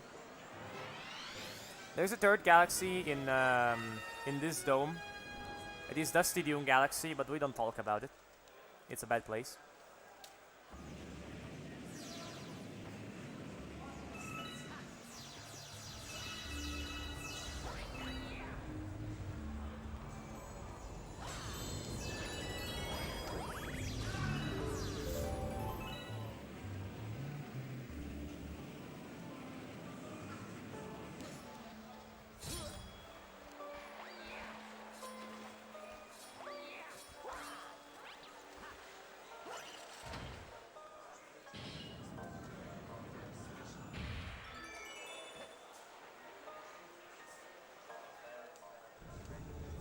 Here normally you would have to go through activate levers stuff. I don't even remember the casual route for this level.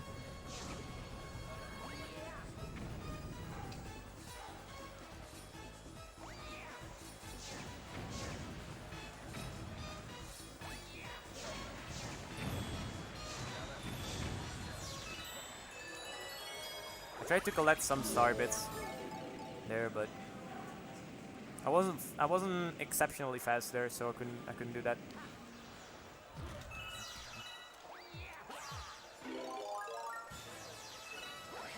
Now this section is familiar because it's the section that we did the race in before. Why they would have you unlock the comet before the actual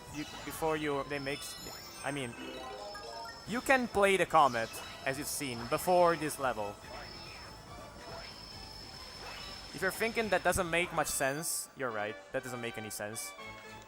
You can still do it though.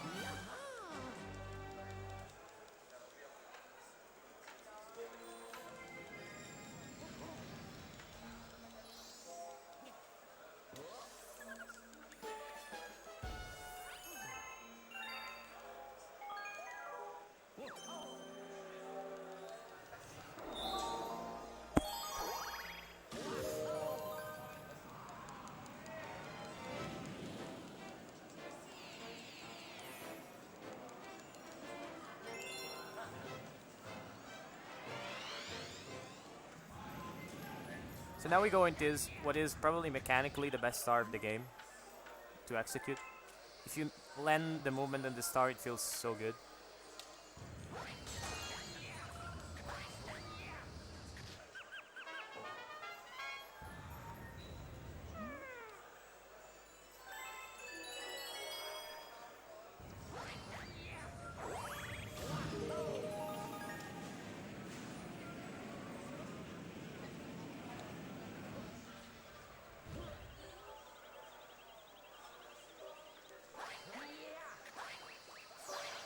Fun fact, you can skate jump if you're fast enough on stuff that's not ice.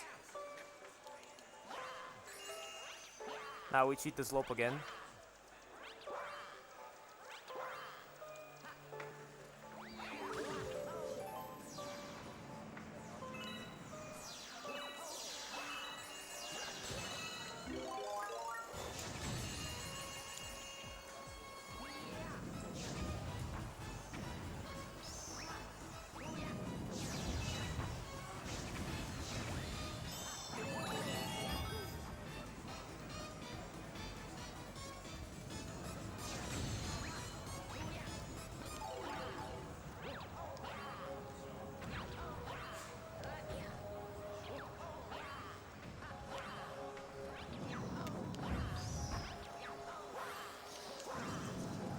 And there we are.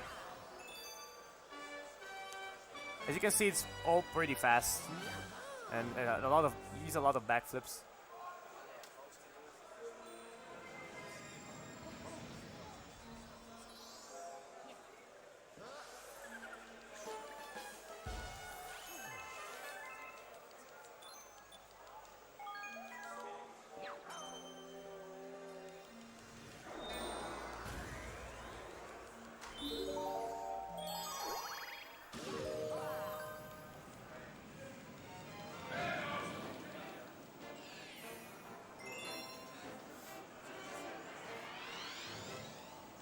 Now, here is a pretty new trick in this small level that we've known for like less than a year.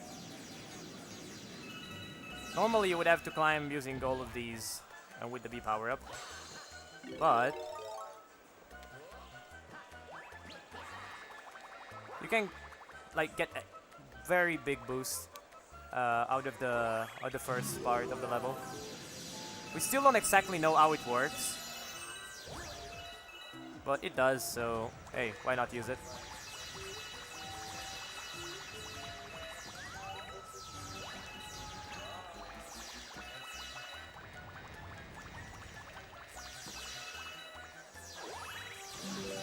You can see this level as a lot of star bits.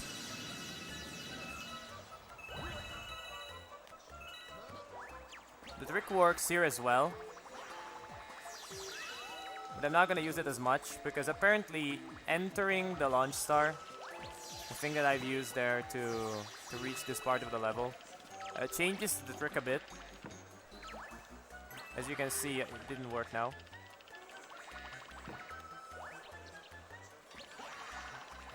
I'm not extremely familiar with the second part of the level.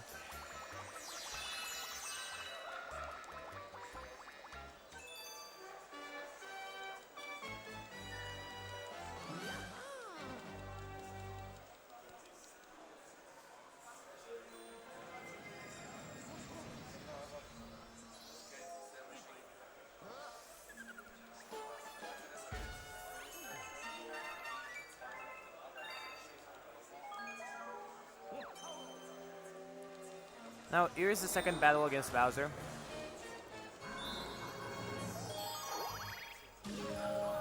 We're coming almost at the 2 hours mark of the run. Must say that this run is probably like the limit of a run that you can do without being very tired at the end because of the run. And generally, this game as a 120 star run lasts over 6 hours for me. The world record is 540, but I'm not very proficient in the 120 stars category, so. And in that run, fatigue plays a huge factor, so you have to be used to this kind of runs. Any percent doesn't have that problem really, at least for me. So, a lot of people generally begin running the game with this category because it's least fatiguing. Like, you're not completely destroyed at the very end. I'm gonna wait a bit here to be able to do this. Whoa, that was a bit of an overshoot.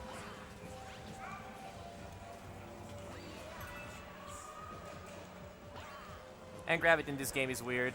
Said multiple times.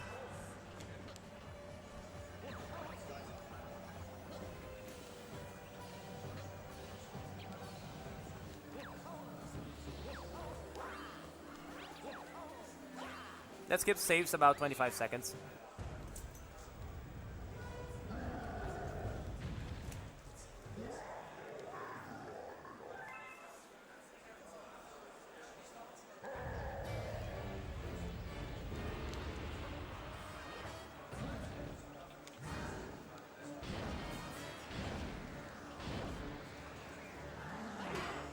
Now this time Bowser has learned how to spin, apparently. When we spin harder, basically.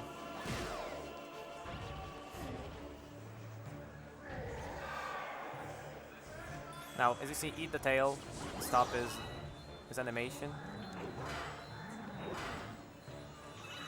Oops.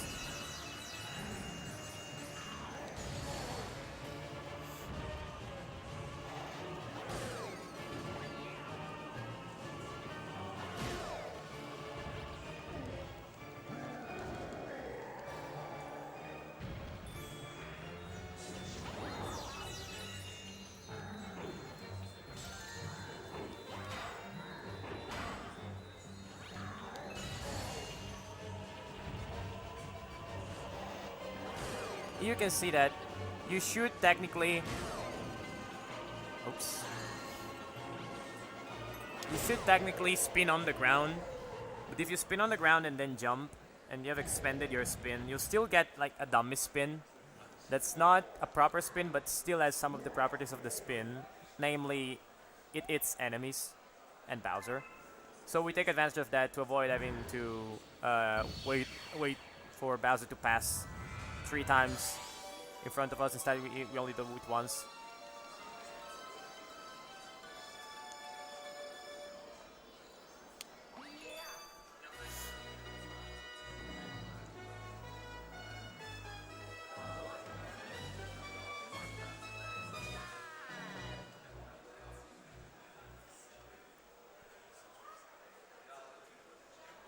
So we've unlocked the last hub, the engine room, which is considered by many people the hardest part of the run.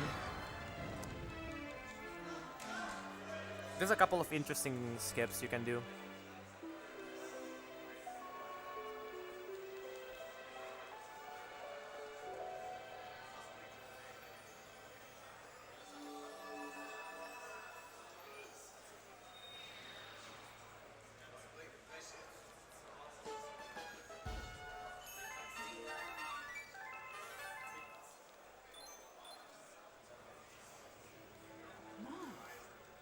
So here we only need 16 stars left for the reach Bowser. And we have most of the map open, so some of these stars are really fast. We're also gonna need a bit of backtracking.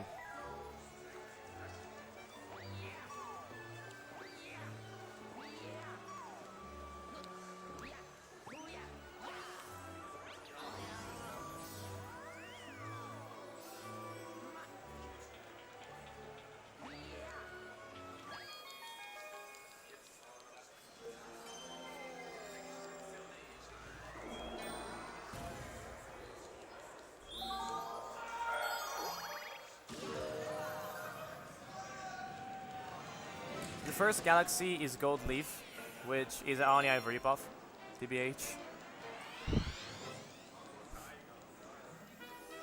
It has very interesting tech.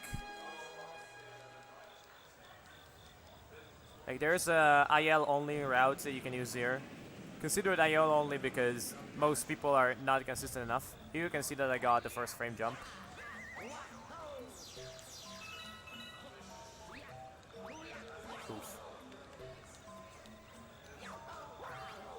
This jump and its equivalent in Oni Ive today didn't go very well for me.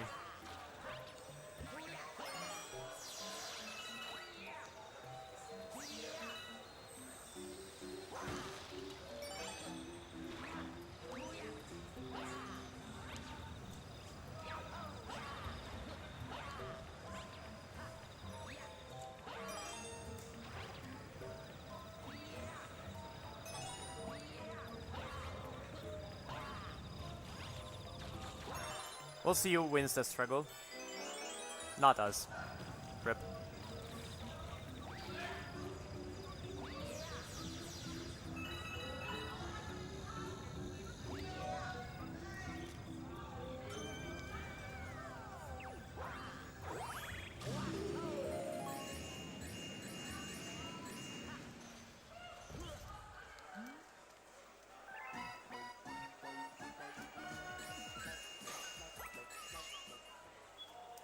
Again, here we see like you need to hit the bunny with a star bit to make it to stun him, so you can catch him very fast.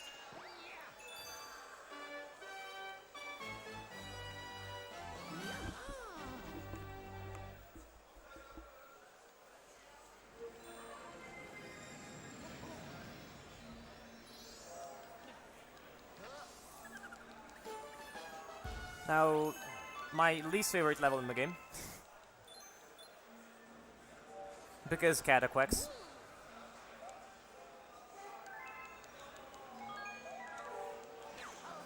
If the pointer worked, it would help, maybe.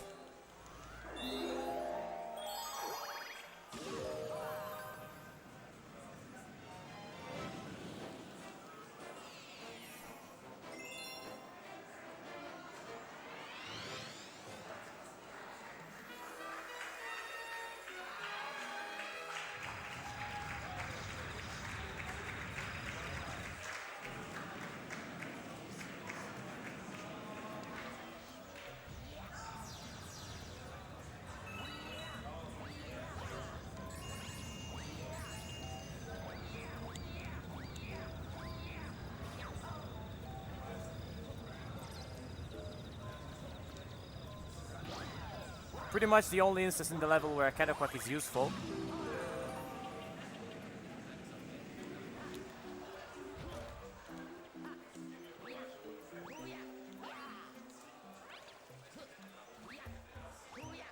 You can see some weird gravity stuff as always.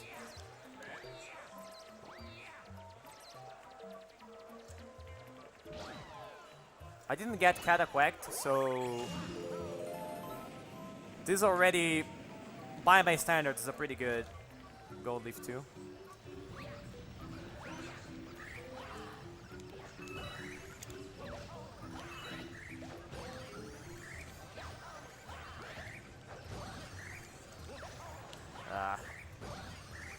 For some reason I cannot make that jump.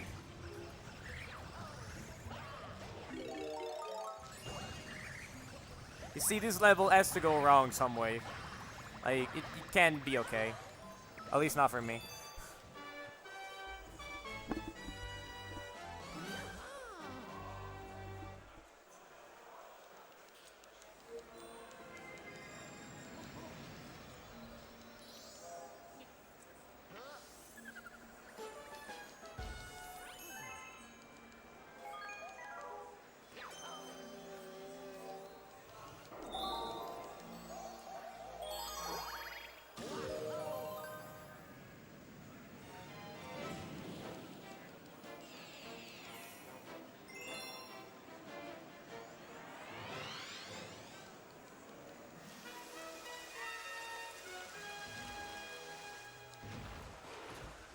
So here we're gonna skip some stuff, as always.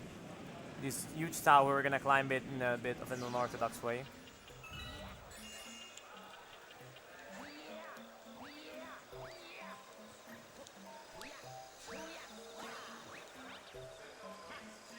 Oh, triple jump isn't very good. There is a setup to do this.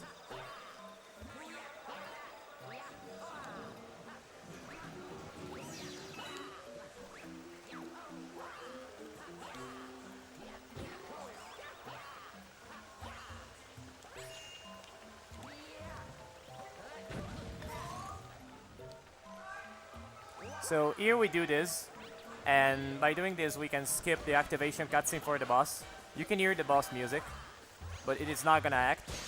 So we skip the cutscene, and the boss is a huge pain in the ass, so we can skip that too.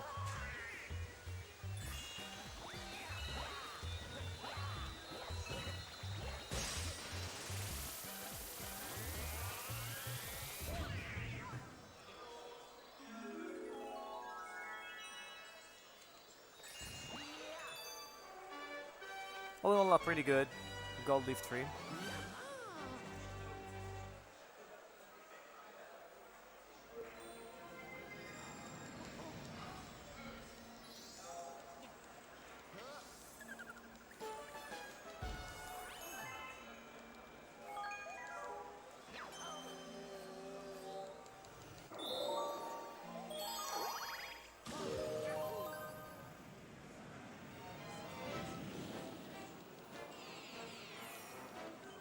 And we go back into this star to get the secret star. Another one of the fastest stars in the game.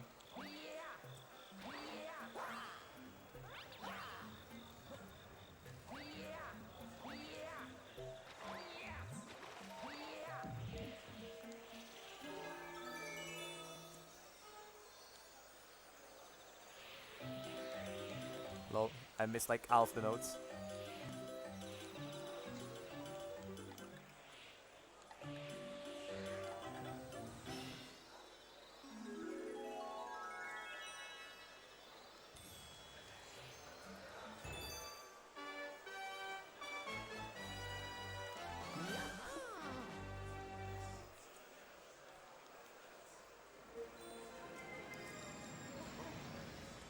Could have been way worse technically, as missing even just one note is even worse because you have to slow down a lot. This way I was able to get them all on the way back.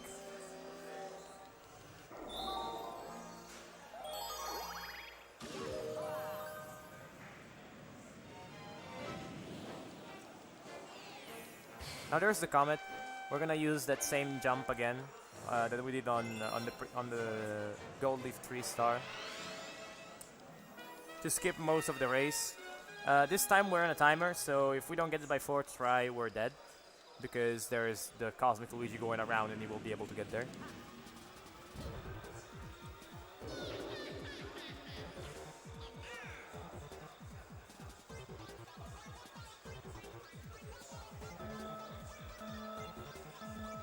Didn't get the starting boost, unfortunately.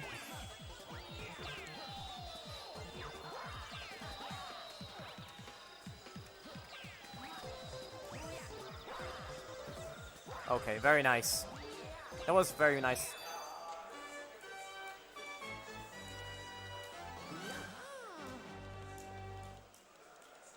Generally, you make it with just barely. I had executed it well enough that I made it like with some leeway, so it was a very good skip there.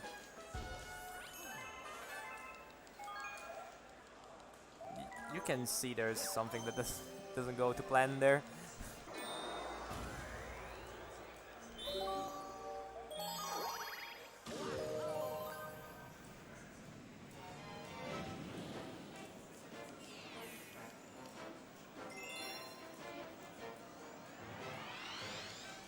Now this level is almost another scroller, basically.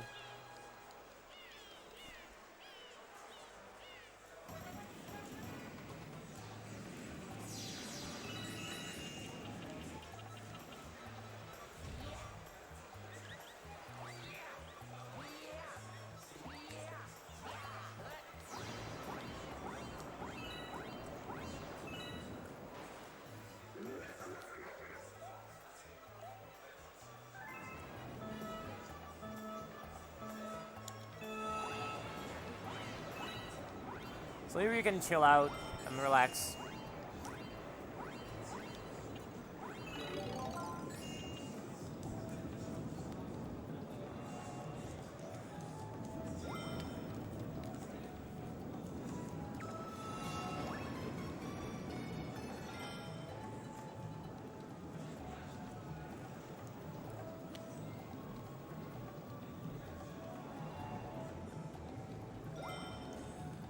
In the meantime, I can explain a trick that I'm gonna be using for the next couple of stars. It's called Surface Swim, and basically you want to land. A spin lasts half a second or 30 frames, and you want to reach the top of the water, like you want to reach the surface in the last 11 frames of the spin. If you do so and then start mashing spin, which means I will start shaking like a madman the Wiimote, you can basically be locked in a state where the game is you're constantly resurfacing, and you get a speed boost that's pretty insane. Like, you will immediately notice the difference if I get the trick.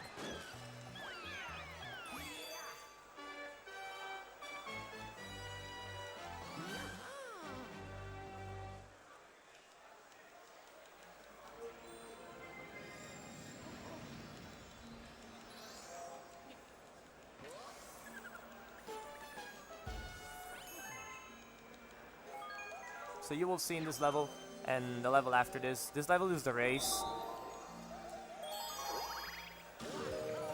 And it is possible to lose this race if you don't get the surface whim fast enough. I have lost a run to dying here.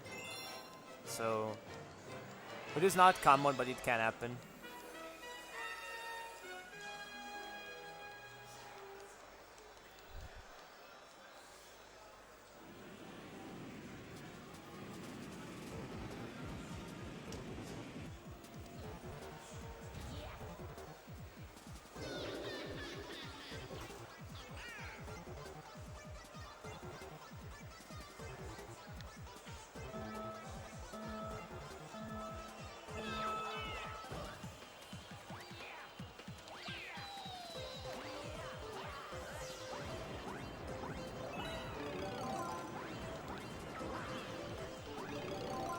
See what I mean by it's possible to lose the race? Okay. But I got the trick, and you can immediately notice the difference in speed.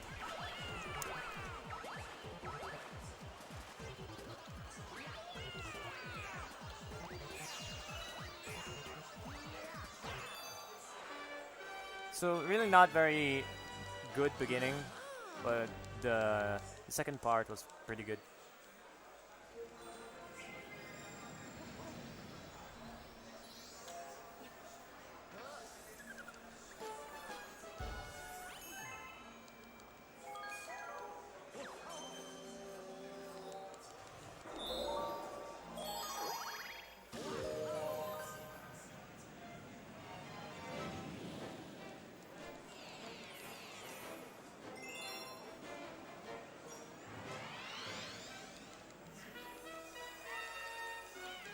This is another race, like versus other penguins. It is an actual race, so it has the timer, and I will need to use the same trick to go fast.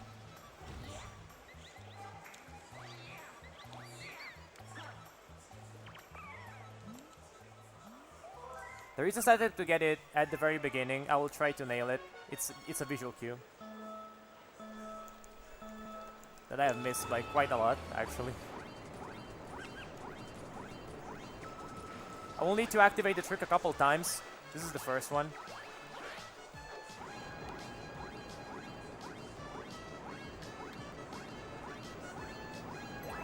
Don't worry if my air meter goes to 0. Luigi can resist with 0 air. It starts taking damage, but it takes a while, so...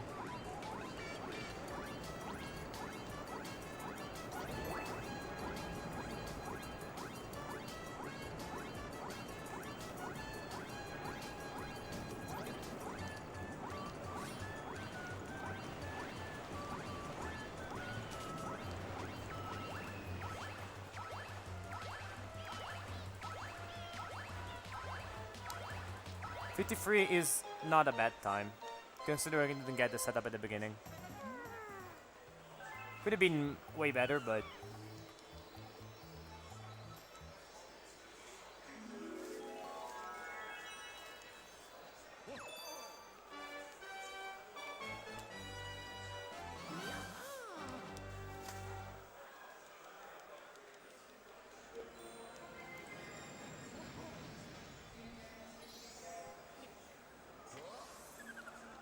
Okay, we're almost at the end now. Only 8 stars left. And we're going into toy time now, which is one of the best galaxies in the game.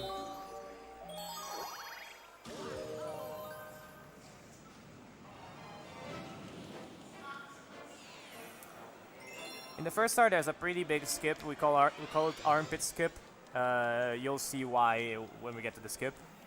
Basically, you jump under the armpit of the Mecha Bowser to climb it way faster than you would normally.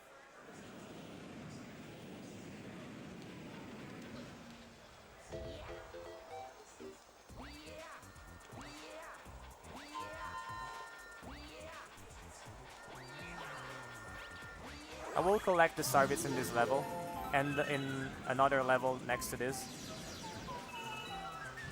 because this galaxy has a lot of star bits.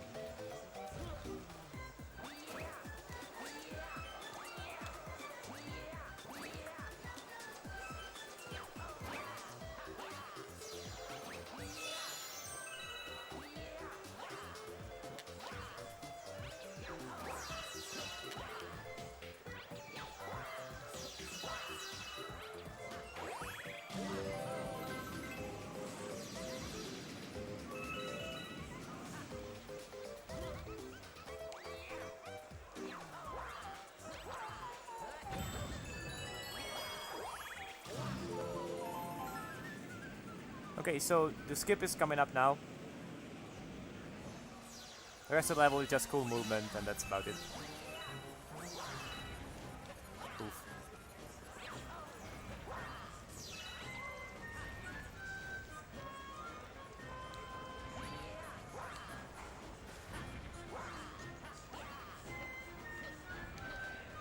Okay, very nice.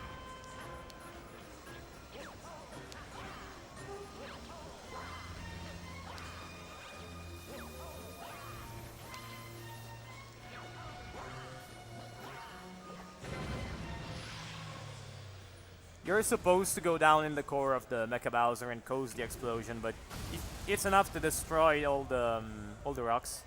If you stay up there, you actually save a couple tens, if I remember correctly.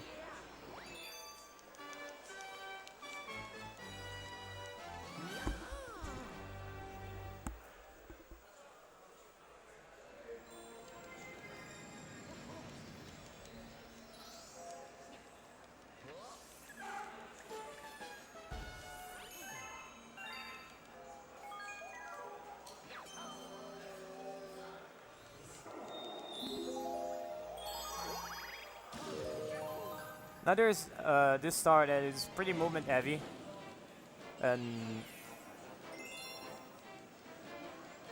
it is widely considered one of the hardest stars to master in the game. This and its comet version. It's the comet part that's the hardest one. The rest is pretty easy.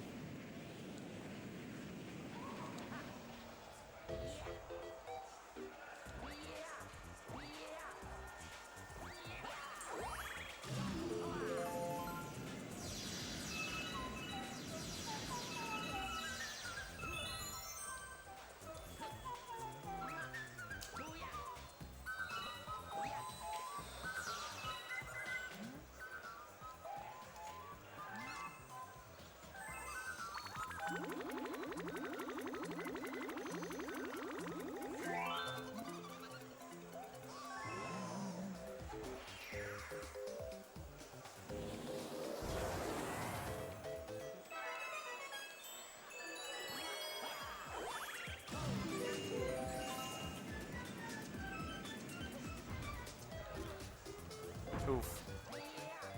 I wasn't able to get instantly a long jump, so I had to wait there a bit.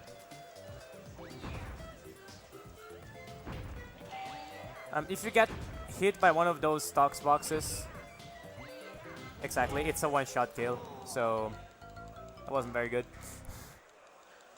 I was a bit behind on the cycles because of the fact that I didn't get the long jump in the beginning, so as you can see, I'm a bit ahead I'm a bit ahead now. I made it quite easily.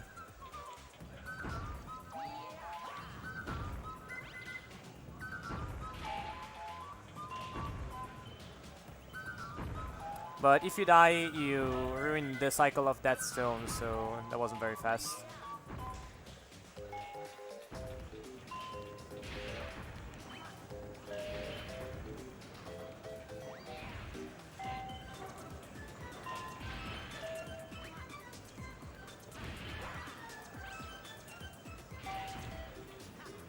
It is also possible to soft lock in this galaxy. I was a bit behind on cycles, so that wasn't a possibility this time. You need to basically get stuck under a platform, but over a switch, so basically cannot stand up, and you're locked in the state. You cannot even, if I remember correctly, you cannot even home menu. Like, you're just stuck there. The only way out is just to reset the console.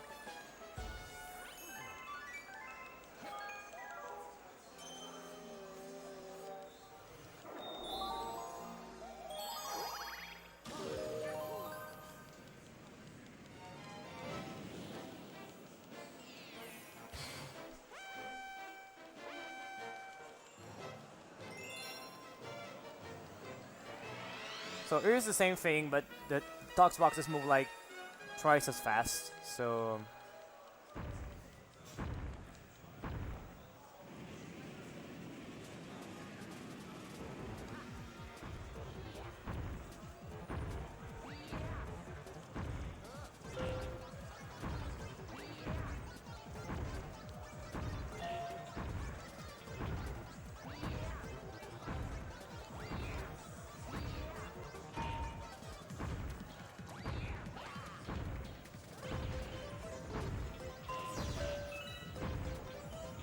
it is technically possible to be a cycle ahead, but it's very hard. Like, I made it yesterday in practice, but I didn't today.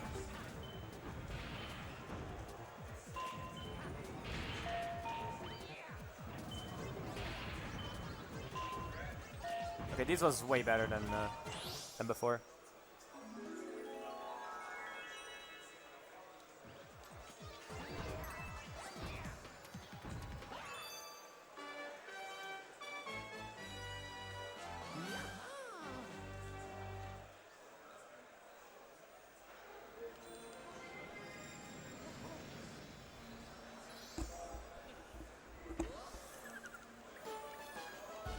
Now only 5 stars left, and only 1 star left here. I'm gonna get all the star bits that I'm missing in this star. We're gonna be okay by a large margin.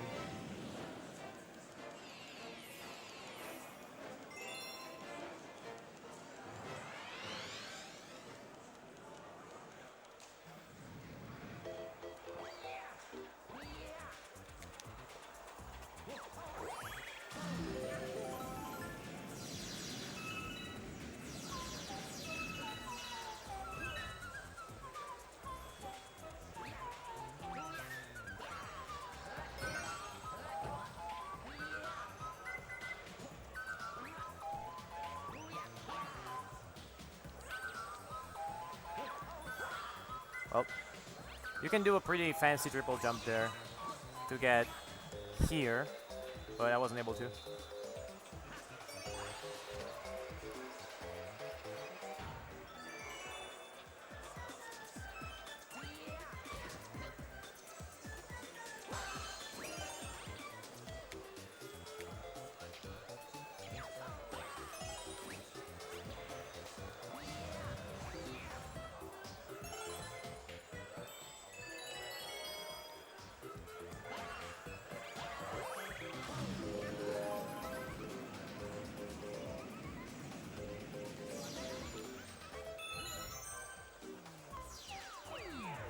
You need to collect the 5 silver stars.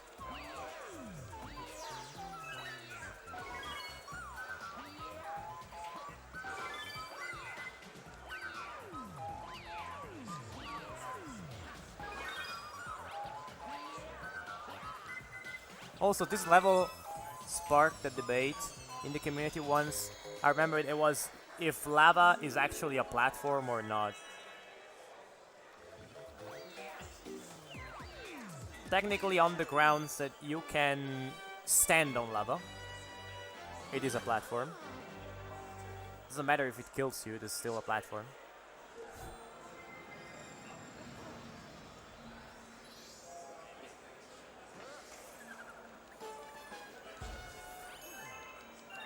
Okay, so we're done with the star bits. We're done here.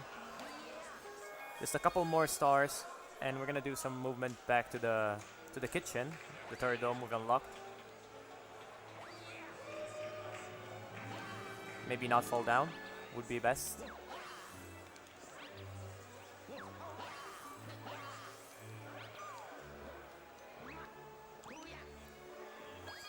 And we will play one last galaxy. And well, we'll play a couple more galaxies. One we've already seen. One is Buoy Base. That has the best. It has the best soundtrack in the game for me.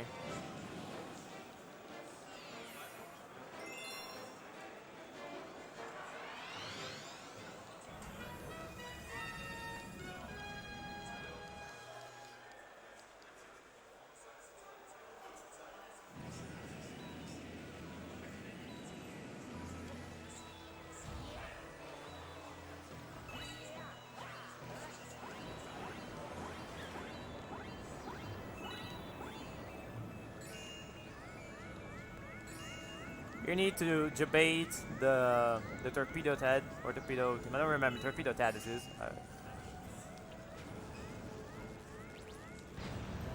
to hit the buoy, so the bottom part of the level rises up, and you can actually play it.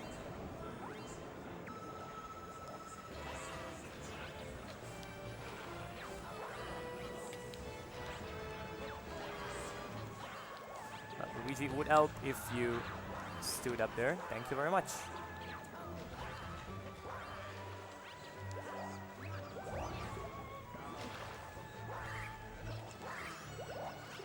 Also, this level is home to a skip that only Luigi can perform.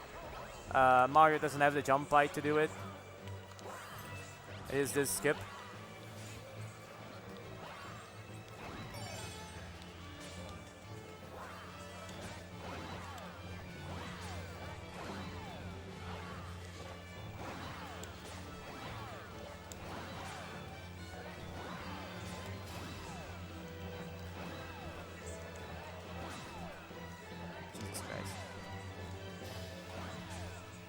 This is not registering my nunchuck spin, I don't know why. Or it's doing it way later. Come on.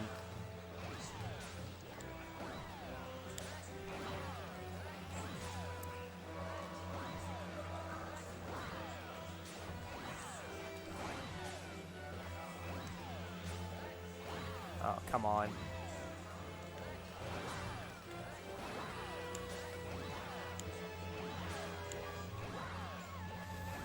Ah.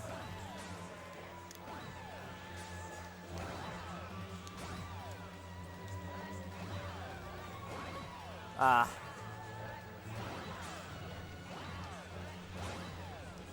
I don't know, guys. It is not registering properly in my nunchuck input. I don't know why is that. I will go down and collect everything else.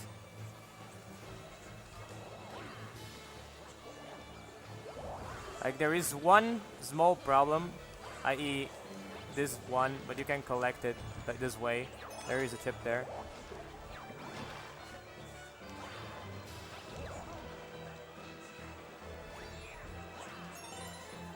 Now watch me try it one last time and it's gonna work.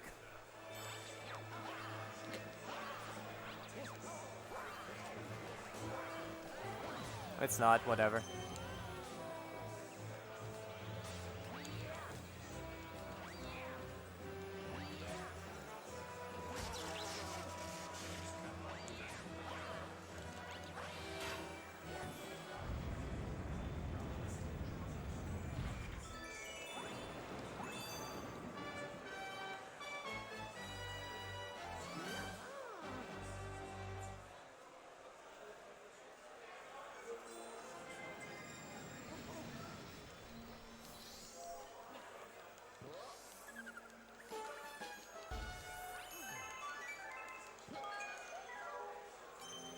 And we're gonna get the secret star in the stage.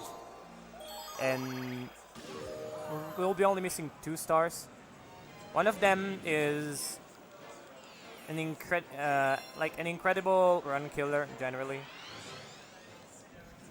Like, you could be on world record pace, but nothing is true until you get through the rip drop.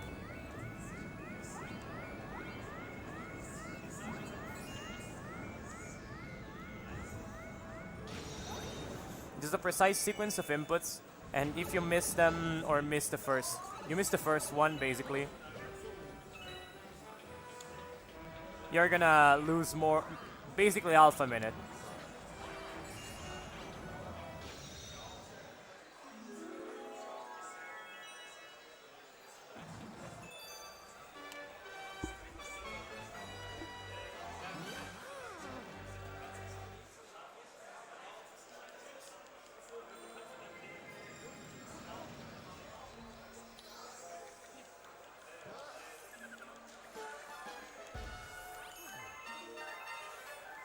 Okay, so we're out of the kitchen. We're gonna feed the Luma, and then it's gonna be the last level of the game, besides Final Bowser.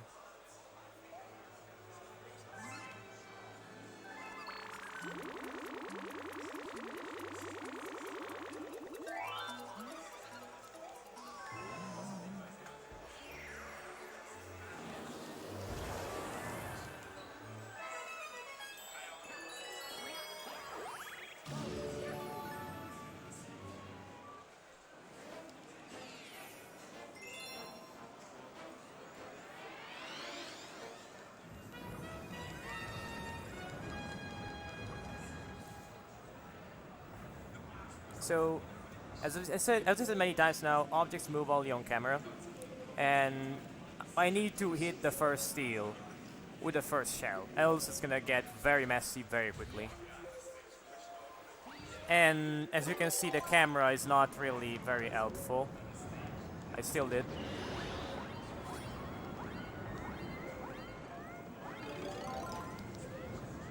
After that is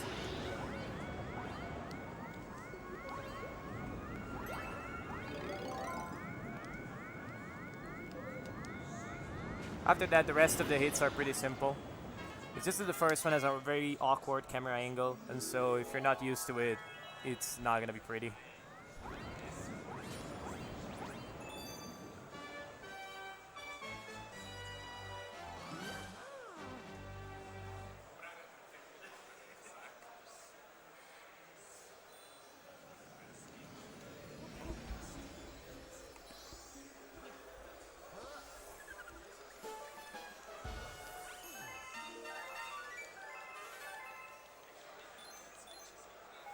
So now we need to talk to Toad for the last time. See that Luigi needs saving once more. It's a pretty fast star.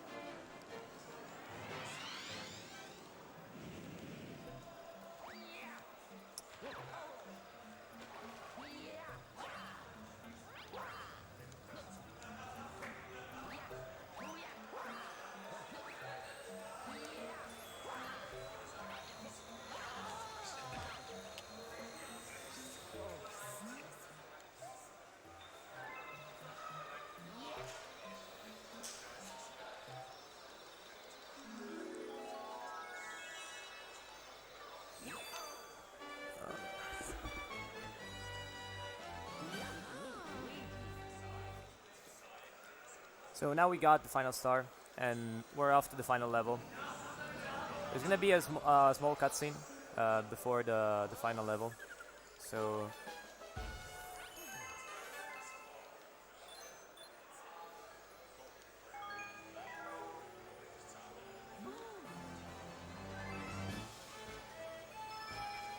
we're actually going to the final Bowser now. It's going to be a pretty long gauntlet. And in the meantime, since we were running a bit behind because of a couple of technical problems, I'm just going to do the tanks now since there's this cutscene. The first one is probably going to the Galaxy community in general.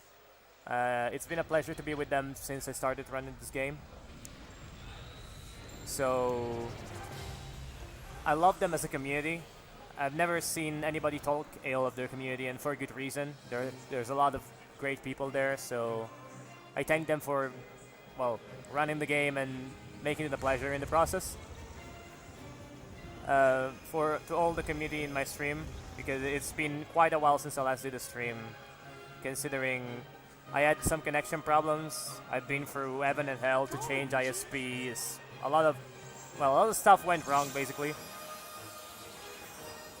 After these holidays, I should be able to have a working connection, as Christmas holidays delayed that a lot. So, thanks to the community in general, to my stream community, to the Galaxy community, and to all mods and people who have made this event possible. And now, without further ado, let's decide the fate of the universe. Let's see if I can make the first cycle at the beginning.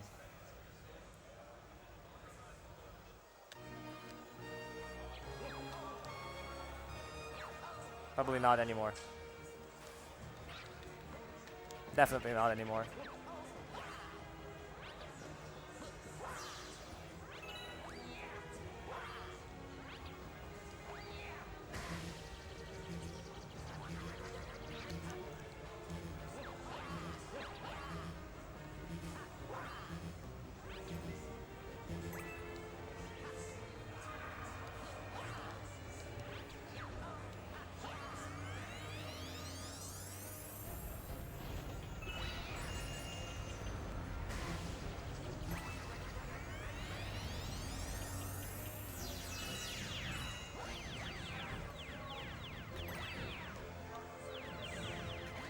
You can see it's pretty typical. It's a big gauntlet of all the things you have had to face in the game.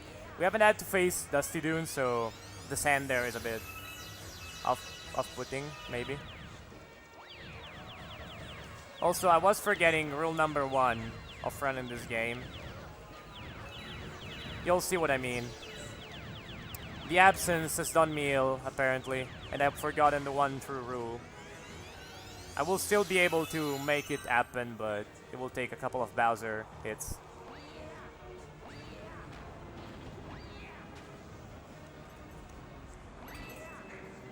So yeah, not being able to stream the last 2 months, I wasn't able to practice that much. As a result, a lot of stuff went wrong, but we pulled through in the end. It's the best thing is that the fact that I still made it here and still able to run the game. Oof.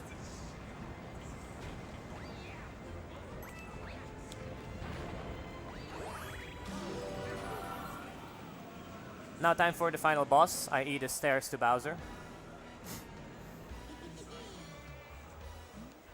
You can long jump all of them, like through over all of them, but it's pretty tight.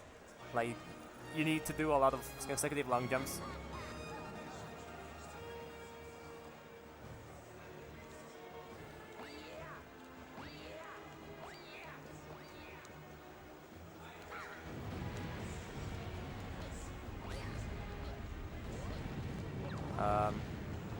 Luigi, stop backflipping.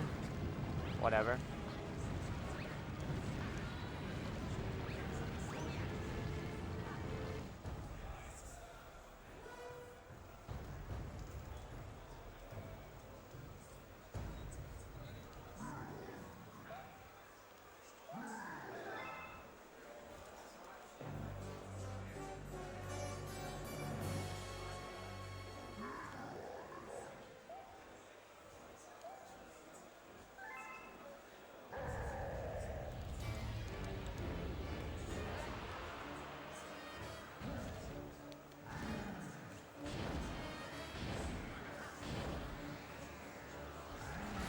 The final battle is a couple of variations on the team.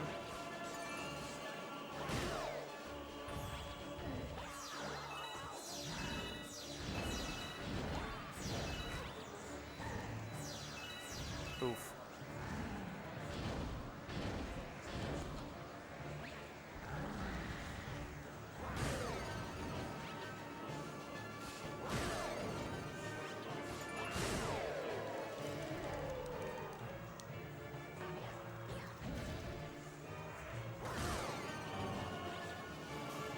Nice.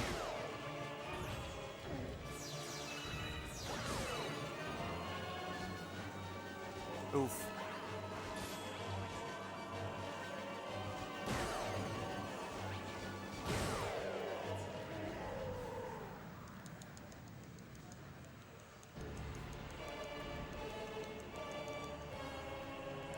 The golden rule has been met, and the gods of galaxy have been sated. I missed the cancel because muscle memory.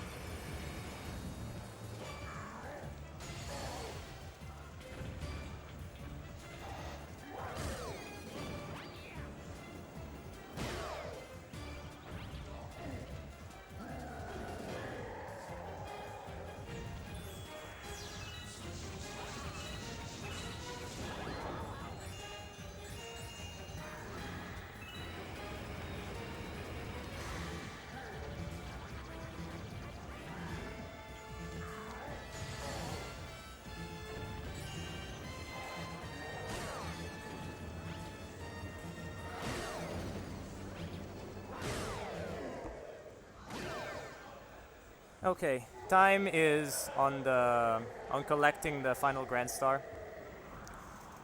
So we have to see still Bowser dying in the pool of lava, as if that kills Bowser. We'll see that later if you still stick around for the credits.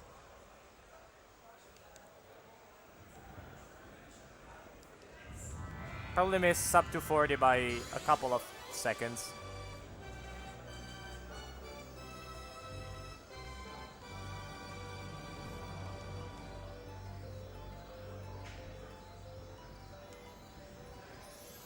And time.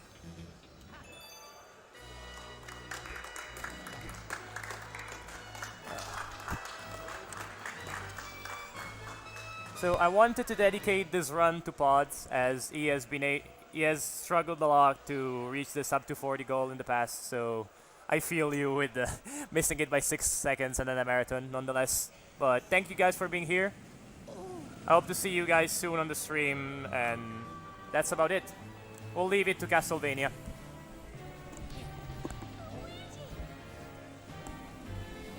So, guys, that's fine. We gotta take the stream down for just a second because of the desync. I don't know what exactly it causes, but, well, better be safe than sorry. Gonna be back with the setup for